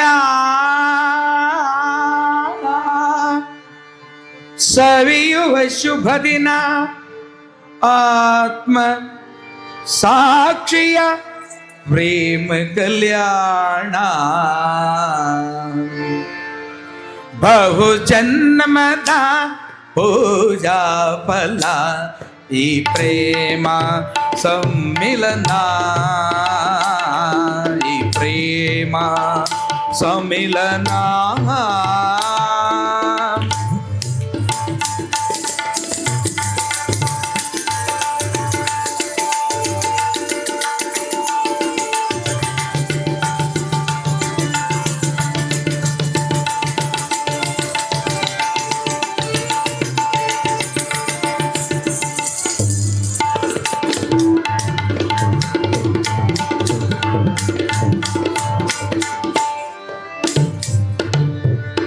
ಬಹು ಜನ್ಮದ ಪೂಜಾ ಫಲ ಈ ಪ್ರೇಮ ಸಮ್ಮಿಲನ,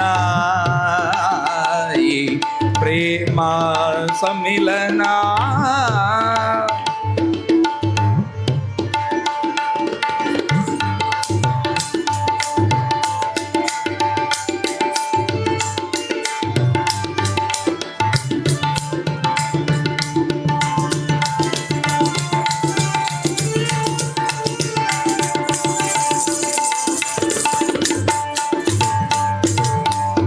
ಒಲವಿನ ಸವಿಯ ಶುಭ, ಒಲವಿನ ಸವಿಯ ಸವಿಯುವ ಶುಭ ದಿನ,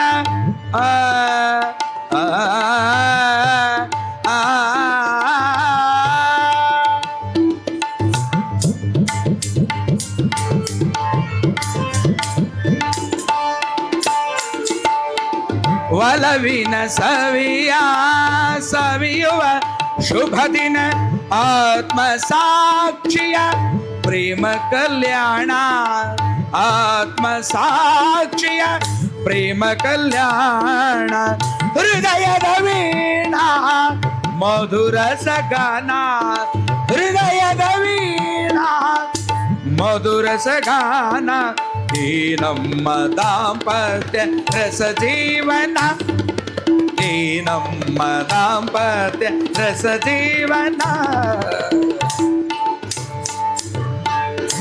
ಬಹು ಜನ್ಮದ ಪೂಜಾ ಫಲ ಈ ಪ್ರೇಮ ಸಮ್ಮಿಲನ.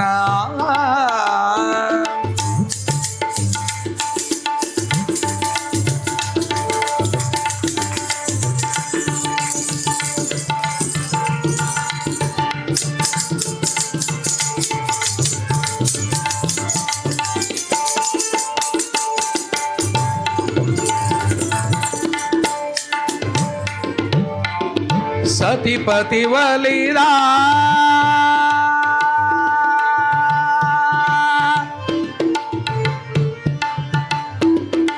ಸತಿಪತಿ ವಲಿದ ರತಿಪತಿ ಗಾನ, ಅತಿ ಮಧುರಾಧರ ಅಮೃತ ಪಾನ, ಅತಿ ಮಧುರಾಧರ ಅಮೃತ ಪಾನ. ನವರಸ ಕವಿತಾ ಆತ್ಮಕ ನವರಸ ಕವಿತಾ ಕಾವ್ಯ ಸಮಾನ, ಈ ನಮ್ಮ ದಾಂಪತ್ಯ ರಸ ಜೀವನ, ಈ ನಮ್ಮ ದಾಂಪತ್ಯ ರಸ ಜೀವನ. ಜನ್ಮದ ಪೂಜಾ ಫಲ ಈ ಪ್ರೇಮ ಸಮ್ಮಿಲನ, ಈ ಪ್ರೇಮ ಸಮ್ಮಿಲನ.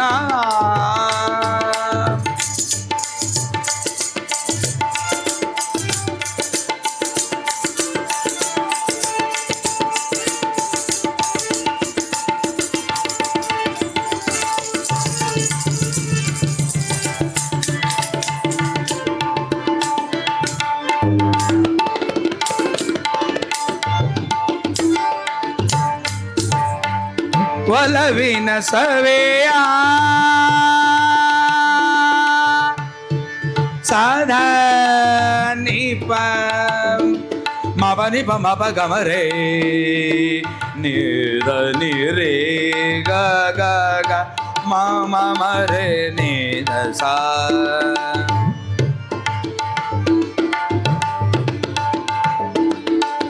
ಒಲವಿನ ಒಲವಿನ ಒಲವಿನ ಸವಿಯ ಸವಿಯುವ ಶುಭ ದಿನ, ಆತ್ಮ ಸಾಕ್ಷಿಯ ಪ್ರೇಮ ಕಲ್ಯಾಣ.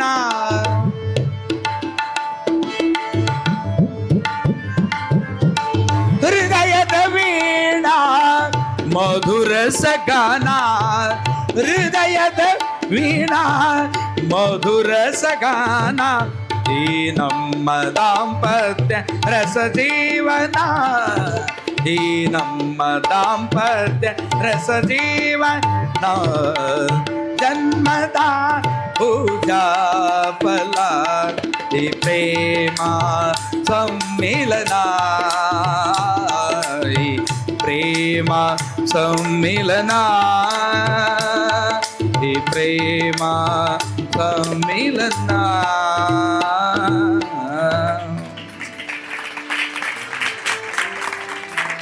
ಸ್ವಾಮಿ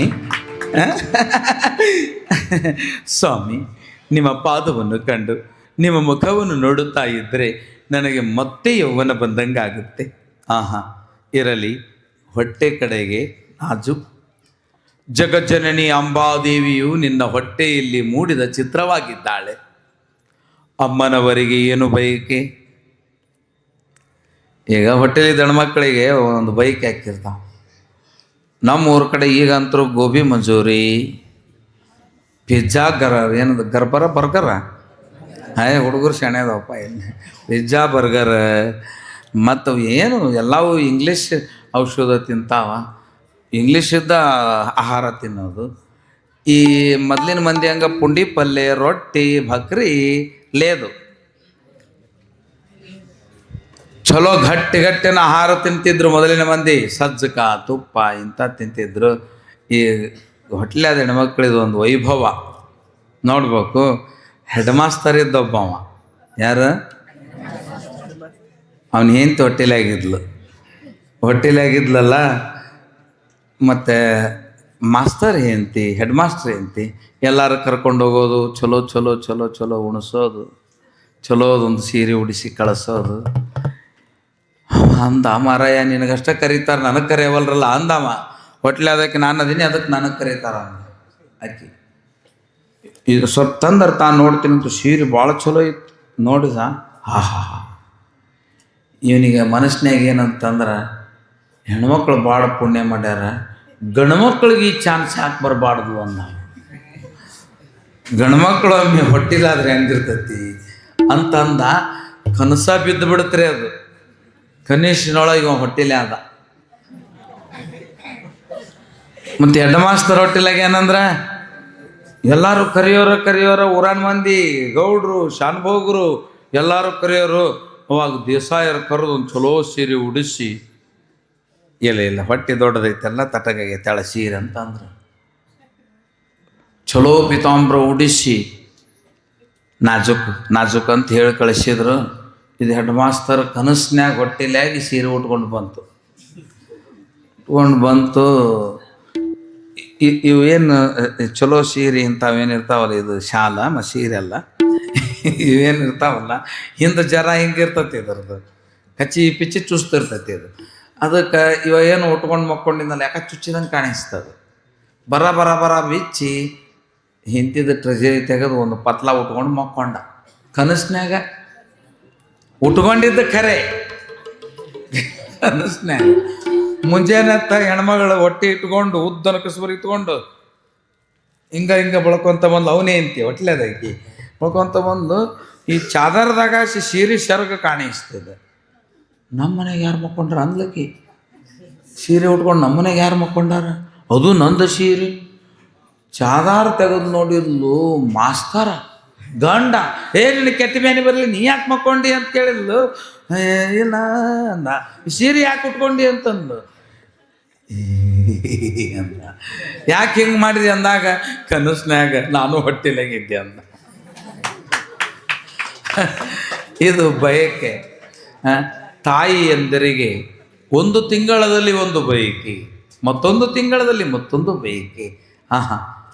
ಏನೆಲ್ಲ ಬಯಕೆಗಳಿದ್ದರೂ ಆ ಹಡೆಯುವಂಥ ತಾಯಿಗೆ ಏನು ಬಯಕೆ ಇರಬೇಕು ಅಂದ್ರೆ ಉತ್ತಮವಾದ ಚರಿತ್ರೆಯನ್ನು ಕೇಳೋದು, ಉತ್ತಮವಾದ ಪುಸ್ತಕಗಳನ್ನು ಓದಾಕ್ ಬರ್ತಿದ್ರೆ ಓದೋದು, ಓದಾಕ್ ಬರಲಿಲ್ಲ ಅಂದ್ರೆ ಓದುವಂಥ ಹುಡುಗರನ್ನ ಮುಂದೆ ಕುಂದ್ರಿಸ್ಕೊಂಡು ಓದಿಸ್ಕೊಳ್ಳೋದು, ಆನಂದವನ್ನು ಎದರಲ್ಲಿ ಪಡಬೇಕು ಅಂದ್ರೆ ನಾವು ಏನನ್ನ ಓದುತ್ತೇವೆ, ಏನನ್ನ ಕೇಳ್ತೇವೆ ಅಂತ ಮಕ್ಕಳು ಹೊಟ್ಟೆಯಲ್ಲಿ ತಯಾರಾಗ್ತಾವ.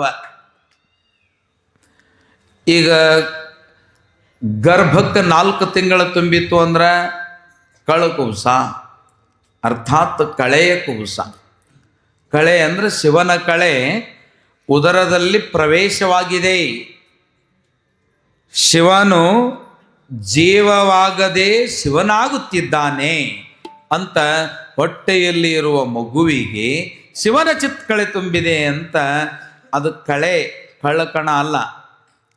ಜೀವಿಯು ಓಡಾಡೋದಕ್ಕೆ ಕಣ ತಯಾರಾತು ಹೊಟ್ಟೆ ಎಂಬುದು, ಅದಕ್ಕೆ ಅದು ಕಳ್ಳಕಣ ಅನ್ನಬಾರ್ದು, ಕಳೆಯ ಕಣ.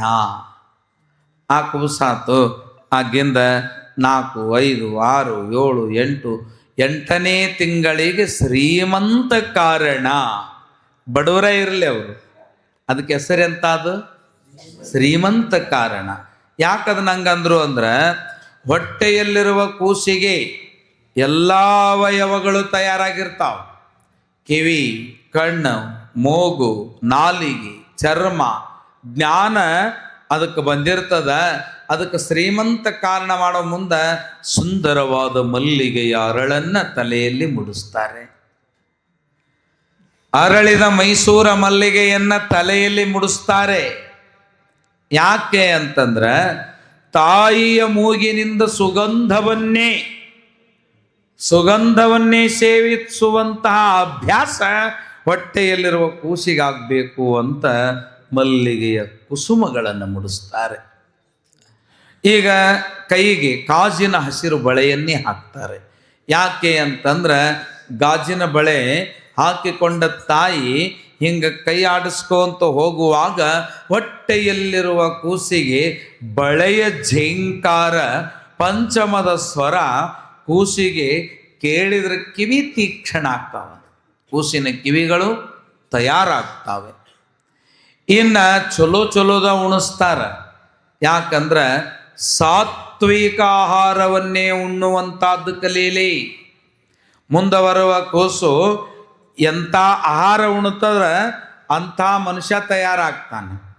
ಒಮ್ಮೆ ಕಿಷ್ಕಿಂಧಾ ಖಂಡದಲ್ಲಿ ರಾಮ ಲಕ್ಷ್ಮಣರು ಪ್ರವೇಶ ಮಾಡಿದರು. ಸೀತಾ ಅನ್ವೇಷಣೆಗಾಗಿ ಹೋಗಿದ್ರು.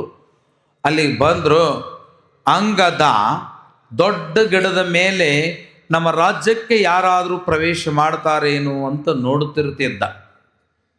ಹಿಂಗಾದಾಗ ನೋಡುವಾಗ ಬರುವಂಥವರು ಯಾರೋ ಬಿಲ್ಲುಗಳನ್ನು ಬಾಣಗಳನ್ನು ಹಿಡ್ಕೊಂಡು ಬರ್ತಾ ಇದ್ದಾರೆ ಅಂತ ಓಡಿ ಬಂದು ಕೆಳಗಿಳಿದು ಹನುಮಂತನಿಗೆ ಹೇಳಿದ.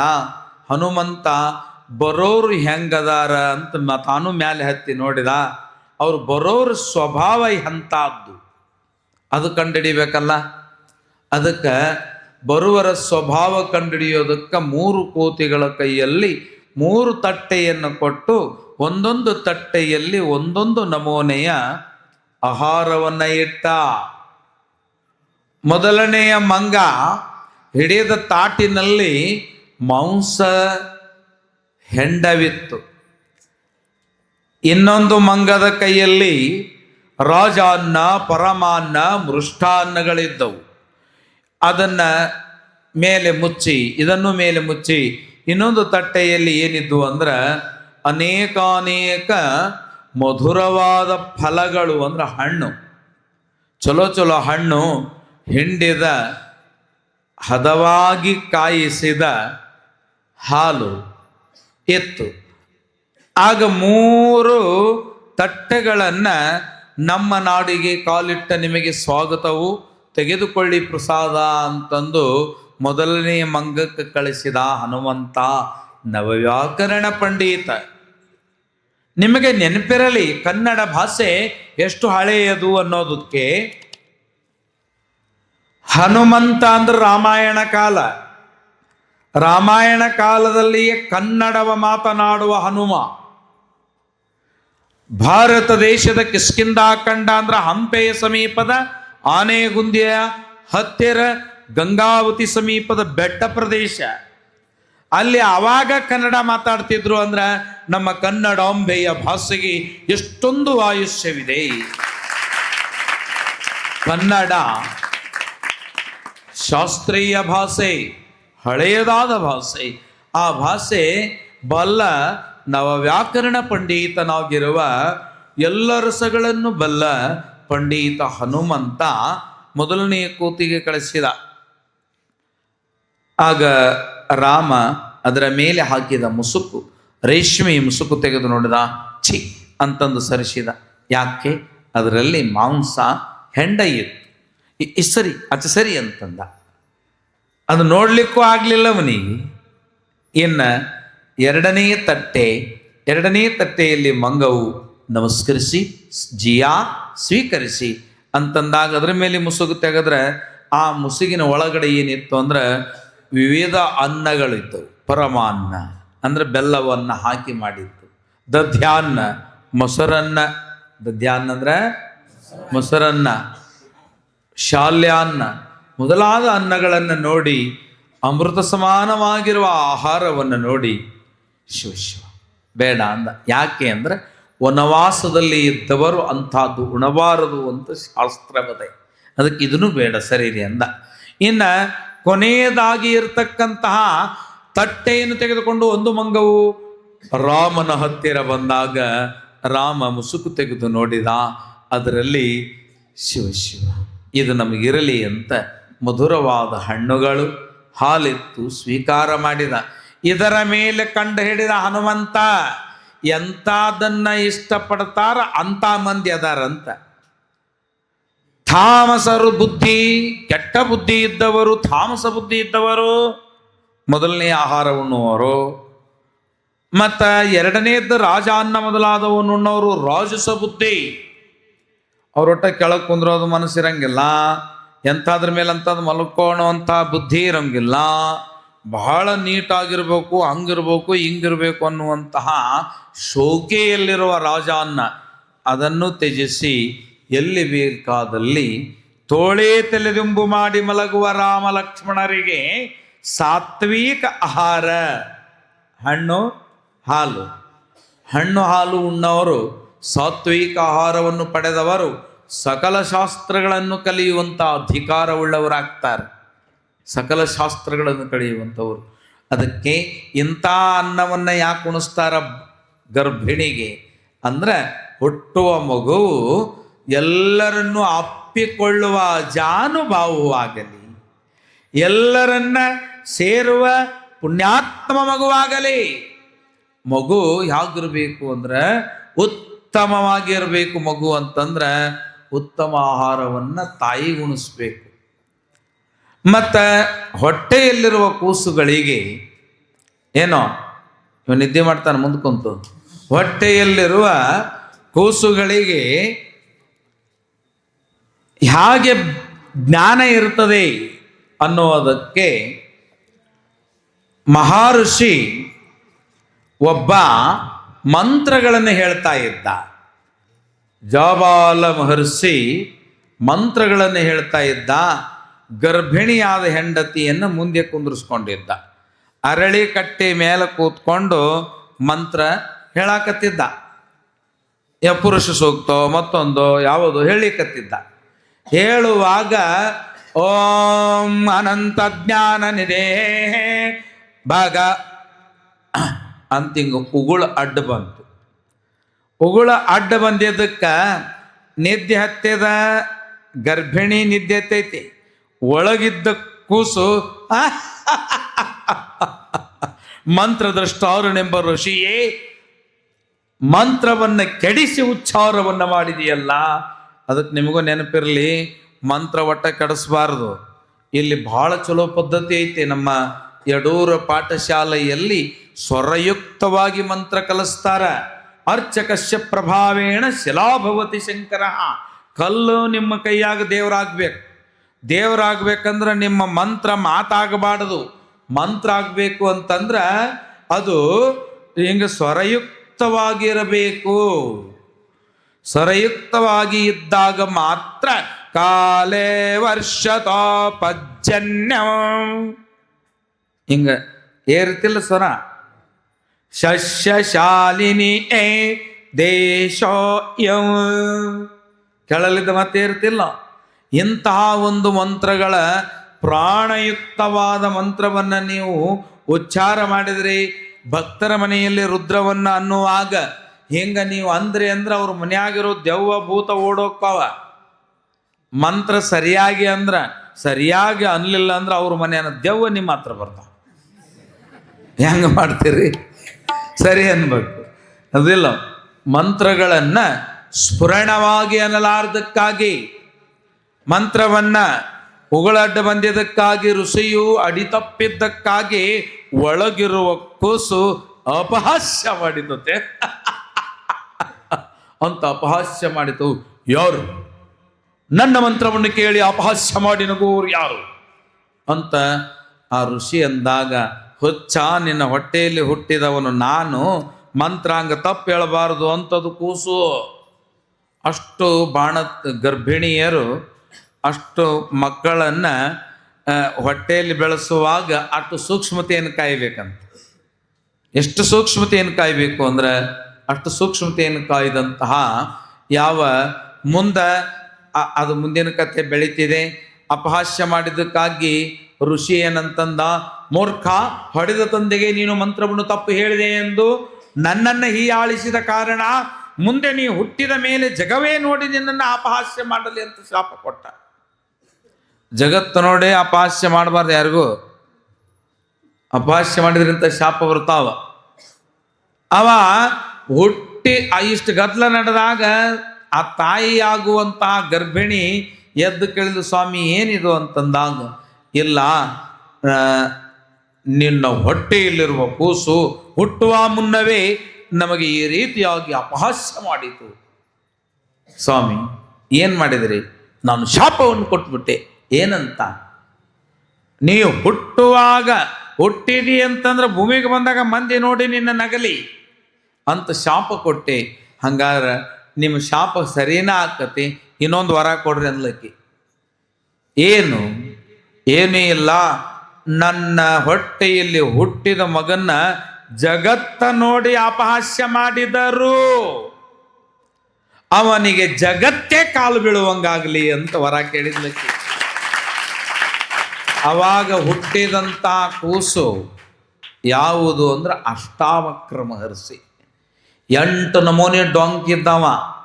ಎಷ್ಟು ನಮೂನಿ? ಕುತಿಗೊಂದು ಕಡೆ, ಬೆನ್ನೊಂದು ಕಡೆ, ನಡ ಒಂದು ಕಡೆ, 8 ನಮೂನಿ ಡೊಂಕ ಇರುವಂತಹ ಋಷಿಗೆ ಎಷ್ಟು ತತ್ವಜ್ಞಾನಿ ಇದ್ದ ಅಂತಂದ್ರೆ, ಮಿಥಿಲಾ ನಗರದ ಅರಸನಾಗಿರುವ ಜನಕ ಮಹಾರಾಜ ಆಸ್ಥಾನದಲ್ಲಿ ಕೂತಾಗ ಅವನನ್ನು ನೋಡಿ ಋಷಿಮಂಡಲವು, ಅಲ್ಲಿದ್ರಲ್ಲ ಮಂತ್ರಿಮಂಡಲವು ನೋಡಿ ಎಂಥ ಡೊಂಕಿದ್ದಾವ್ ಬಂದ ನೋಡಂತ ನಕ್ಕರು. ಆದ್ರೆ ರಾಜ ನಗಲಿಲ್ಲ. ಅವರು ನೋಡಿ ಇವ ನಕ್ಕ. ರಾಜ ಜನಕ ಮಹಾರಾಜ ಬಂದು ಕೆಳಗಿಳಿದು ಕಾಲು ಮುಗಿದ. ಚಕ್ರವರ್ತಿ ಅವ, ಭಾರತ ದೇಶದ ಚಕ್ರವರ್ತಿ. ಅವ ಕಾಲು ಮುಗಿದಾನಂದ್ರ ದೇಶನ ಮುಗಿದಂಗಲ್ಲ. ಮುಗಿದು ಕೇಳ್ತಾ ಇದ್ದಾನೆ, ಬುದ್ಧಿ ನಿಮ್ಗೊಂದು ಪ್ರಶ್ನೆ. ನೀವು ಡೊಂಕಿರೋದಕ್ಕೆ ನಾನು ಸಂಯಮಿಯಾಗಿ ನಿಮ್ಗೆ ಅಪಹಾಸ್ಯ ಮಾಡಲಿಲ್ಲ, ಇವರೆಲ್ಲ ಅಪಹಾಸ್ಯ ಮಾಡಿದ್ರು. ಅದಕ್ಕೆ ಇವರು ನಕ್ಕರು. ಆದ್ರೆ ಅವ್ರು ನೋಡಿ ನೀವು ನಕ್ಕರಲ್ಲ ಯಾಕೆ? ನಿಮ್ಮನ್ನು ನೋಡಿ ಅವರು ನಗೋದು ಸಹಜ ಅದ. ಡೊಂಕಿ ಇರೋದಕ್ಕೆ ನಕ್ಕಾರ. ನೀವು ಅವ್ರು ನಕ್ಕಿದಕ್ಕೆ ನೀವು ಯಾಕೆ ನಕ್ರಿ ಅಂತಂದಾಗ ಅಷ್ಟಾವಕ್ರ ಅಂದ, ನಡುರಂಗ ಜ್ಯೋತಿಯಾದ ಶಿವನನ್ನು ಕಾಣದ ಮೂರ್ಖರಿವರು ತೊಗಲಿನ ಚೀಲಕ್ಕಾಗಿ ನೋಡಿ ನಕ್ಕಾರ. ಇವರೆಲ್ಲರೂ ತೊಗಲು ನಂಬಿದ ತಗಲರಿದ್ದಾರೆ. ಅದಕ್ಕೆ ಇವರು ನೋಡಿ ನಕ್ಕೆ. ನಾನು ನೀನು ಅಂತರಂಗದಲ್ಲಿ ಪರಮಾತ್ಮನನ್ನು ಕಾಣುವಂಥವರು ದೀವಿ. ಅದಕ್ಕಾಗಿ ನಿನ್ನಲ್ಲಿ ನಾನು ಬಂದಿದ್ದೇನೆ, ನನ್ನಲ್ಲಿ ನೀನು ಬಂದಿದ್ದೀಯೆ ಅಂತ ಅಷ್ಟಾವಕ್ರ ಮಹರ್ಷಿ ಮಿಥಿಲಾ ನಗರದ ಅರಸನಾದ ಯಾವ ಜನಕ ಮಹಾರಾಜನಿಗೆ ಶ್ರೀಹರಿಯೇ ನಿನಗೆ ಅಳಿಯನಾಗಲಿ ಅಂತ ವರ ಕೊಟ್ಟ. ರಾಮನ ಅಳಿಯಾದ. ಅಂಥ ಜ್ಞಾನ ಬರಬೇಕು ಅಂದ್ರೆ ಗರ್ಭಿಣಿಯರಿದ್ದಾಗ ಚಲೋ ಪುಸ್ತಕ ಓದಬೇಕು. ನಮ್ಮ ಮಕ್ಕಳು ಹೊಟ್ಟೆಯಲ್ಲಿ ಮಗುವನ್ನು ಹೊಂದಿದಾಗ ಅವ್ರಿಗೆ ಚಲೋದು ಉಣಿಸ್ಬೇಕು, ಚಲೋದು ಕೇಳಿಸ್ಬೇಕು. ಟಿ ವಿ ಮುಂದೆ ಕುಂದ್ರಿಸಿ ಕ್ರಿಕೆಟ್ ಮಾತ್ರ ನೋಡಿಸ್ಬಾರ್ದು. ಅವಕ್ಕೆ ಹೆಣ್ಮಗಳು ಹಿಂಗೆ ಕುಂತ ನೋಡಾಕ್ತಿದ್ಲು, ಹೊಡಿ ಅನ್ನಕ್ಕೆ. ಅದನ್ನ ನೋಡೋ ಮುಂದ, ಟಿ ವಿ ನೋಡೋ ಮುಂದ ಹೊಡಿ 6 ಹೊಡಿ 6 ಅನ್ನಕ್ಕೆ. ಇದು ಒಳಗಿದ್ದು ಹಂಗ ಬಾಯ್ಪಟ್ ಮಾಡಿತ್ತು. ಹೊರಗೆ ಬಂದಿಂದ ಹೊಡಿ ಬಡಿಯುವ ಮಕ್ಕಳು ಹುಡ್ತಾರೆ.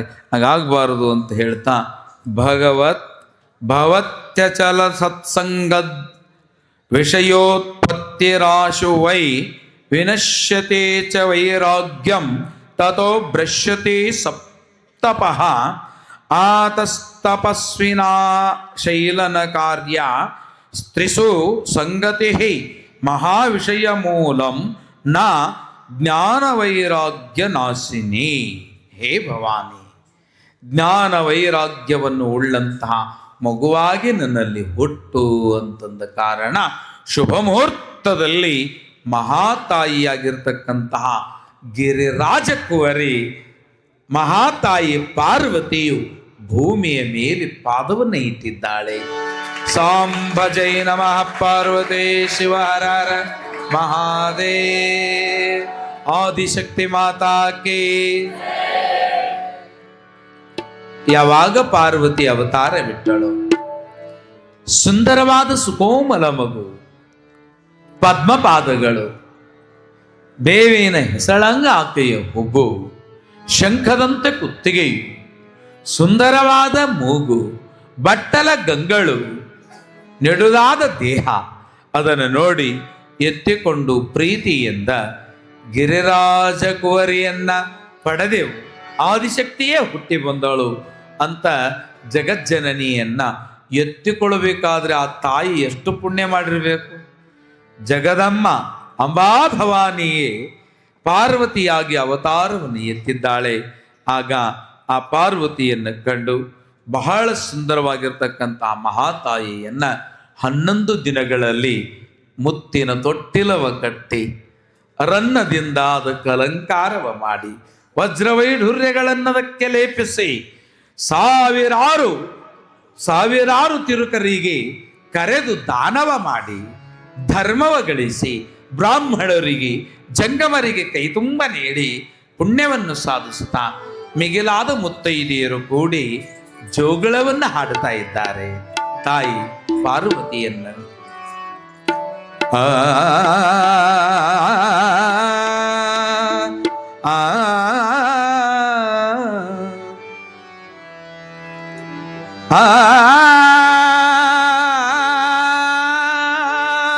ತೂಗಿ ಹಾಡಿರಮ್ಮ ಗಿರಿರಾಜ ಕುವರಿಯ ತುಂಗ ಪ್ರೇಮ ಪುತ್ಥಳೆಯ. ತೂಗಿ ಹಾಡಿರಮ್ಮ ಗಿರಿರಾಜ ಕುವರಿಯ ತೂಗಿ ಹಾಡಿರಮ್ಮ ಗಿರಿರಾಜ ಕುವರಿಯ.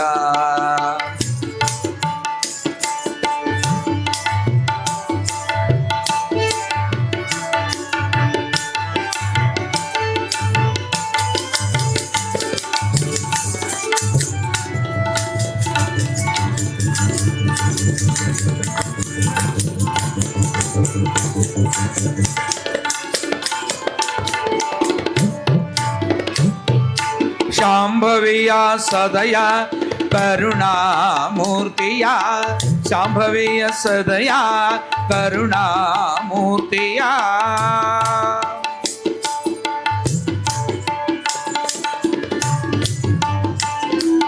ನಂಬಿದ ರಾಜ ರಾಣಿಯರ ಕೀರ್ತಿಯ ನಂಬಿದ ರಾಜ ರಾಣಿಯರ ಕೀರ್ತಿಯ. ತೂಗಿರಮ್ಮ ತೂಗಿರೆ ಗೆರೆ ರಾಜ ಕುವರಿಯ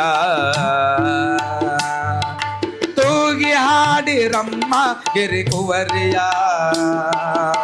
ತೂಗಿ ಹಾಡಿರಮ್ಮ ಗಿರಿ ಕುವರಿಯ. ತುಂಗ ಪ್ರೇಮ ಪುತ್ಥಳಿಯ ತೂಗಿ ಹಾಡಿರಯ್ಯ ಗಿರಿ ಕುವರಿಯ ತೂಗಿ ಹಾಡಿರಮ್ಮ ಗಿರಿರಾಜ ಕುವರಿಯ.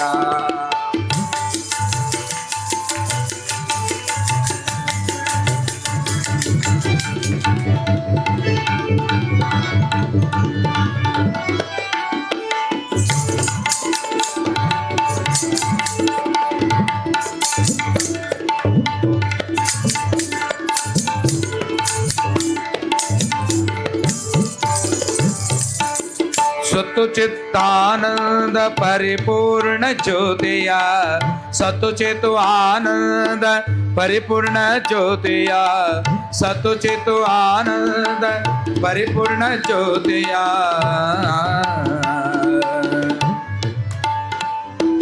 ಸತ್ತು ಚಿತ್ತು ಆನಂದ ಪರಿಪೂರ್ಣ ಜ್ಯೋತಿಯ ಮತ್ತೆ ತತ್ವದ ಬಿತ್ತು ಪುನೀತ ಗಿರಿಜಿಯ. ಪಾರ್ವತಿ ಕುಟುಟುಕುರು ತೂಗಿರಮ್ಮ ತೂಗಿರೆ ಗಿರಿರಾಜ ಕುವರಿಯ ತೂಗಿರಮ್ಮ ತೂಗಿರೆ ಗಿರಿರಾಜ ಕುವರಿಯ ತೂಗಿ ಹಾಡಿರಮ್ಮ ತೂಗಿ ಹಾಡಿರಮ್ಮ ಗಿರಿ ಕುವರಿಯ ತುಂಗ ಪ್ರೇಮ ಪುತ್ಥಳಿಯ.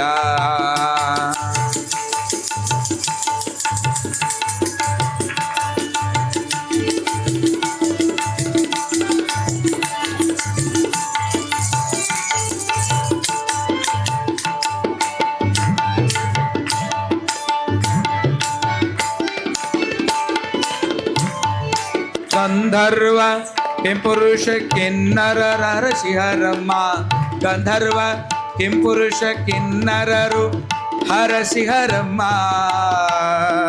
ಸೌಂದರ್ಯ ರಾಶಿಯೇ ನೀ ಗಿರಿಜಮ್ಮ, ಸೌಂದರ್ಯ ರಾಶಿಯೇ ನೀ ಗಿರಿಜಮ್ಮ, ತೂಗಿರಮ್ಮ ರನ್ನಮಣಿ ಮಯ ತೊಟ್ಟಿಲೊಳ್ಳಮ್ಮ, ತೂಗಿ ಹಾಡಿರಮ್ಮ ಗಿರಿಕುವರಿಯ, ತೂಗಿ ಹಾಡಿರಮ್ಮ ಗಿರಿಕುವರಿಯ, ತುಂಗ ಪ್ರೇಮ ಪುತ್ಥಳಿಯ, ಅಮ್ಮ ನೀವು ತೂಗಿ ಹಾಡಿರಮ್ಮ ಪುತ್ಥಳಿಯ, ತೂಗಿ ಹಾಡಿರಮ್ಮ ಗಿರಿಕುವರಿಯ, ಗಿರಿಕುವರಿಯ, ಗಿರಿಕುವರಿಯ. ಶ್ರೀಮದ್ಗಿರಿರಾಜ ಸೂರ್ಯ ಸಿಂಹಾಸನಾಧೀಶ್ವರ 1008 ಶ್ರೀ ಚನ್ನ ಸಿದ್ಧರಾಮ पंडिताराध्य शिवाचार्य महास्वामी जी की, जगद्गुरु पंचाचार्य महाराज की. तूगी हाडिरಮ್ಮ ಗಿರಿಕುವರಿಯ. ಇದಕ್ಕೆ ಜೋ ಗುಳ ಅಂತ. ಜೋ ಪ್ಲಸ್ ಗುಳ, ಕಕಾರಕ್ಕೆ ಗಕಾರ ಬಂದದ. ಜೋ ಅಂದ್ರೆ ಜಯ, ಗುಳ ಅಂದ್ರೆ ಕುಲ. ನಿಮ್ಮ ಕುಲವೇ ಜಯವಾಗಲಿ ಅಂತ ಆಶೀರ್ವಾದ ಮೊಟ್ಟ ಮೊದಲು ಮಾಡುವ ಕೈ ಮುತ್ತೈದೆಯರ ಕೈ. ಅದಕ್ಕೆ ತೊಟ್ಟಿಲದೊಳಗ ಆಶೀರ್ವಾದ ಎಂಥದಾಗ್ತದ? ಜೋಗುಳ ಜಯವ ಆಗಲಿ ನಿಮ್ಮ ಕುಲಕ್ಕೆ. ಜೋಗುಳ ಇಟ್ಟಿದ್ದೇನು ತೊಟ್ಟಿಲ್ಲ, ಕಟ್ಟ್ಯಾರ. ಅದನ್ನ ಎಷ್ಟು ಹಗ್ಗ ಕಟ್ಟಿರ್ತಾರ? 4. ಧರ್ಮ, ಅರ್ಥ, ಕಾಮ, ಮೋಕ್ಷ. ಧರ್ಮಾರ್ಥ ಕಾಮ ಮೋಕ್ಷಗಳೆಂಬ ಚತುರ್ವಿಧ ಪುರುಷಾರ್ಥಗಳನ್ನು ಪಡೆಯೋದಕ್ಕೆ ತೊಟ್ಟಿಲ. ಏನು? ತೊಟ್ಟು ಅಂದ್ರೆ ತುಂಬು, ಪ್ಲಸ್ ಇಳ. ಇಳ ಅಂದ್ರೆ ಭೂಮಿ. ಭೂಮಿಯ ತುಂಬು ಯಾವುದಂದ್ರೆ ಓಂಕಾರ. ಓಂಕಾರವೇ ತೊಟ್ಟಿಲು. ಇದು ಓಂಕಾರವೇ ತೊಟ್ಟಿಲು. ಅದ್ರೊಳಗೆ ತೂಗ್ತಾರ. ಹಾಡುವಂಥ ಜೋಗುಳದ ಹಾಡಿನ ಭಾಗ್ಯ ತಾಯಂದ್ರಿಗೆ ಐತೆ. ಅದು ಗಂಡ್ಮಕ್ಳಿಗೆ ಕೊಟ್ಟಿಲ್ಲದು. ಅದು ಒಂದು ಒಂದೆರಡು ಹಕ್ಕು ಕೊಟ್ಟಿಲ್ಲ. ರಂಗೋಲಿ ಹಾಕೋದು ಮತ್ತು ಜೋಗಳ ಹಾಡೋದು. ರಂಗೋಲಿಯನ್ನು ನೀವ ಯಾಕೆ ಹಾಕಬೇಕು ತಾಯಂದಿರು ಅಂತಂದ್ರೆ, ನೀವು ಹೆಂಗಾರ ಹಾಕ್ರಿ, ನಿಮಗೆ ಚಲೋ ಹಾಕಕ್ಕೆ ಬರಲಿಲ್ಲ ಅಂದ್ರೆ ನೀವು ಏನಾರ ಹಾಕ್ರಿ, ನಿಮ್ಮ ಕೈಯಿಂದ ಜಾರಿ ಬಿದ್ದ ಒಂದು ಗೆರೆ ತಲಬಾಗಲದ ಮುಂದ ಹೊರಬಾಗಲದ ಮುಂದ ನಿಮ್ಮ ಕೈಯಿಂದ ಜಾರಿ ಬಿದ್ದ ಒಂದು ಗೆರೆಯನ್ನ ದಾಟಿ ಬರೋದಕ್ಕೆ ಮಾಟ, ಮದ್ದು, ಚಾಡಿ, ಮೋಡಿ, ರಾಕ್ಷಸರು, ಭೂತ, ಪಿಶಾಚಿ ದಾಟಿ ಬರಲಿಕ್ಕೆ ಸಾಧ್ಯವೇ ಇಲ್ಲ. ಯಾಕಂದ್ರೆ ನಿಮ್ಮ ಕೈಯಲ್ಲಿ ಆದಿಶಕ್ತಿಯ ಸೌಭಾಗ್ಯದ, ನೀವು ಆದಿಶಕ್ತಿ ಸಂಭೂತರಿದ್ದೀರಿ. ಅದಕ್ಕೆ ಎಂಥದರಾಗಲಿ ಒಂದು ರಂಗೋಲಿ ನೀವು 9ಕ್ಕೆ ಎದ್ರು ಪರವಾಗಿಲ್ಲ ಅಲ್ಲ, ಹ್ಞೂ ಅಂತೀರಿ, ಹಾಗೇನಿಲ್ಲ, ದೌಡ ಹೇಳ್ತೀರಿ. ಯಾವತ್ತಿಗೂ ಸೂರ್ಯೋದಯಕ್ಕಿಂತ ಮೊದಲ ಬಾಗಿಲದ ಮುಂದೆ ಅಂಗಳವ ಸಾರಿಸಿ ರಂಗವಲ್ಲಿಯನ್ನು ಯಾರಿಡ್ತಾರ ಅವ್ರ ಮನೆಯಲ್ಲಿ ಲಕ್ಷ್ಮೀ ವಾಸ ಸದಾ ಇರ್ತದ. ಲಕ್ಷ್ಮೀ ವಾಸ ಸದಾವ ಕಾಲ. ಸಾಲ ತೀರ್ತದ, ಗಳಿಕೆಯಾಗ್ತದ ರಂಗೋಲಿಯನ್ನು ಹಾಕಿದ್ರೆ. ಅದಕ್ಕೆ ಮಾರಾಯ ನನಗೆ ಎಚ್ಚರಾಗಿಲ್ಲ, ನೀನ ಹೋಗಂತಂದು ಅವ್ರಿಗೆ ಕಳಿಸ್ಬೇಡ್ರಿ ಹಾಕಾಕ. ಅವ್ರು ಹಾಕಿದ್ರೆ ದರಿದ್ರನ ಬರ್ತೈತಿ, ಸೌಭಾಗ್ಯ ಬರೋದಿಲ್ಲ. ಅದು ಅಧಿಕಾರ ನಿಮ್ಗೆ ಅಷ್ಟ ಅದ ರಂಗೋಲಿ ಹಾಕೋದು. ಇನ್ನು ಜೋಗುಳವನ್ನು ನೀವು ಹಾಡೋದಕ್ಕೆ, ಗಣಮಕ್ಳು ಹಾಡೋದಕ್ಕೆ. ಗಣಮಕ್ಳೇನಾರು ಅಂದ್ರಂದ್ರೆ ಮೊಕೊಂಡು ಕೂಸಿ ಎದ್ದು ಕುಂದಿರ್ತಾವ, ಮೊಕೊಂಡಿದ್ದು ಎದ್ದು ಕುಂದಿರ್ತಾವ. ಆದ್ರೆ ಹೊಲಕ್ಕೆ ಹೋಗಿ ಬಂದಿರಬೇಕು, ಕಬ್ಬನ್ಯಾಗ ಏನೋ ಕೆಲಸ ಮಾಡಿ ಬಂದಿರ್ತಾನೆ ರೈತ, ಉಣ್ಣಾಕ್ ಕೊಡು ಅಂತ ಹಿಂದಿ ಕೇಳ್ತಾನೆ. ಸ್ವಲ್ಪ ತಡಿ ಮಾರಯ್ಯ ಅಂತ ತೊಟ್ಲದ ಕೂಸು ಹಾಕಿ ಜೋ ಅಂತ ಹಾಡಿದ್ಲು ಅಂತಂದ್ರೆ, ಕೂಸಿನಕ್ಕಿನ ಮೊದಲು ಅಲ್ಲಿ ಕುಂತಿದ್ನಲ್ಲ ಕೂಸಿನ ಅಪ್ಪ, ಅವನೇನಿದ್ದೆ ಹತ್ತದು. ಆ ಶಕ್ತಿ ನಿಮ್ಮಲ್ಲಿ ಅದೇ ಜಯವನ್ನು ತೂಗುವಂಥದ್ದು, ಭಾಗ್ಯವನ್ನು ತೂಗುವಂಥದ್ದು, ಸೌಭಾಗ್ಯವನ್ನು ತೂಗುವಂತಹದ್ದು ಯಾರು ಮಾಡಿದರು ಅಂತಂದ್ರೆ, ಪರ್ವತ ರಾಜಕುಮಾರಿಯಾದ ಪಾರ್ವತೀ ದೇವಿಯನ್ನ ತೊಟ್ಟಿಲದೊಳಗಿಟ್ಟು ತೂಗಿ ಹಾಡಿದರು. ಈ ಹಾಡಿನ ಜೋಗುಳಕ್ಕೆ ದೇವಾದಿದೇವತೆಗಳು ತಾರಕಾಸುರನ ಸಂಹಾರಕ್ಕಾಗಿ ಶಿವನು ಲಗ್ನವಾಗಬೇಕಾದ್ರೆ ಕನ್ಯೆ ಬೇಕು. ಕನ್ಯೆಯ ಶೋಧ ಎಲ್ಲೆಂದ ಅಂತಂದ್ರೆ ಪರ್ವತ ರಾಜಕುಮಾರಿಯಾದ ಈ ಪಾರ್ವತಿಯೇ ಶಿವನಿಗೆ ಕನ್ಯೆಯಾಗುವಳು. ಇವತ್ತು ನಮ್ಮ ಭಾಗ್ಯದ ಬಾಗಿಲು ತೆಗೆಯಿತು ಅಂತ ಪುಷ್ಪದ ಮಳೆಯನ್ನು ಕರೆದರಂತೆ ದೇವಾದಿ ದೇವತೆಗಳು, ಕಿನ್ನರರು, ತುಂಬುರರು, ನಾರದರು, ಗಂಧರ್ವರು ಹಾಡಿದರು. ಈ ರೀತಿಯಾಗಿ ಯಾವ ಮಹಾತಾಯಿ ಪಾರ್ವತಾದೇವಿಗೆ ತೂಗಿ ಹಾಡಿ ಗಿರಿರಾಜನ ಮಗಳಾಗಿ ಹುಟ್ಟಿದಕ್ಕ ಗಿರಿಜೆ.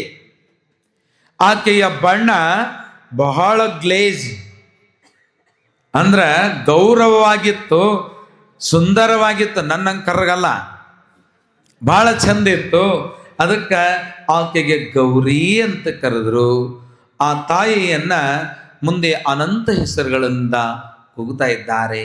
ಆ ಮಹಾಮಾತೆ ನಾಳೆಯಿಂದ ಶಿವನೇ ನೀ ನನಗೆ ಗಂಡನಾಗಬೇಕು ಅಂತ ಪ್ರೀತಿಯಿಂದ ತಪವನ್ನು ಆಚರಿಸ್ತಾಳೆ. ಸಣ್ಣವಳಿದ್ದಾಗ ಏನು ಮಾಡಿದ್ಲು, ಆಕೆ ಲೀಲೆ ಭಾಳ ಚೆನ್ನಾಗಿದೆ. ಶಿವಪುರಾಣದಲ್ಲಿ ಅಷ್ಟು ಹಿಗ್ಗಿಸಿಲ್ಲ ಅದನ್ನು. ಆದ್ರೆ ಗಿರಿಜಾ ಕಲ್ಯಾಣದ ಕೃತಿಯನ್ನು ಬರೆದಿರ್ತಕ್ಕಂತಹ ಕವಿ ಶಿವಕವಿ ರಾಘವಾಂಕನ ಗುರು ಮತ್ತು ಮಾವ ಯಾರು, ಹರಿಹರ. ಆತನ ಗಿರಿಜಾ ಕಲ್ಯಾಣವನ್ನು ಮತ್ತು ಕುಮಾರ ಸಂಭವ ಕೃತಿಯನ್ನು ಇಟ್ಕೊಂಡು ನಮಗೆ ಸಾಧ್ಯ ಆದಷ್ಟು ಗುರುಪುಟ್ಟರಾಜ ಕವಿ ಶಿವಯೋಗಿಗಳು ನುಡಿಸಿದಷ್ಟು ನಡೆದು ನಿಮ್ಮ ಮುಂದೆ ನಾಳೆ ದಿವಸ ಇರ್ತೇವೆ.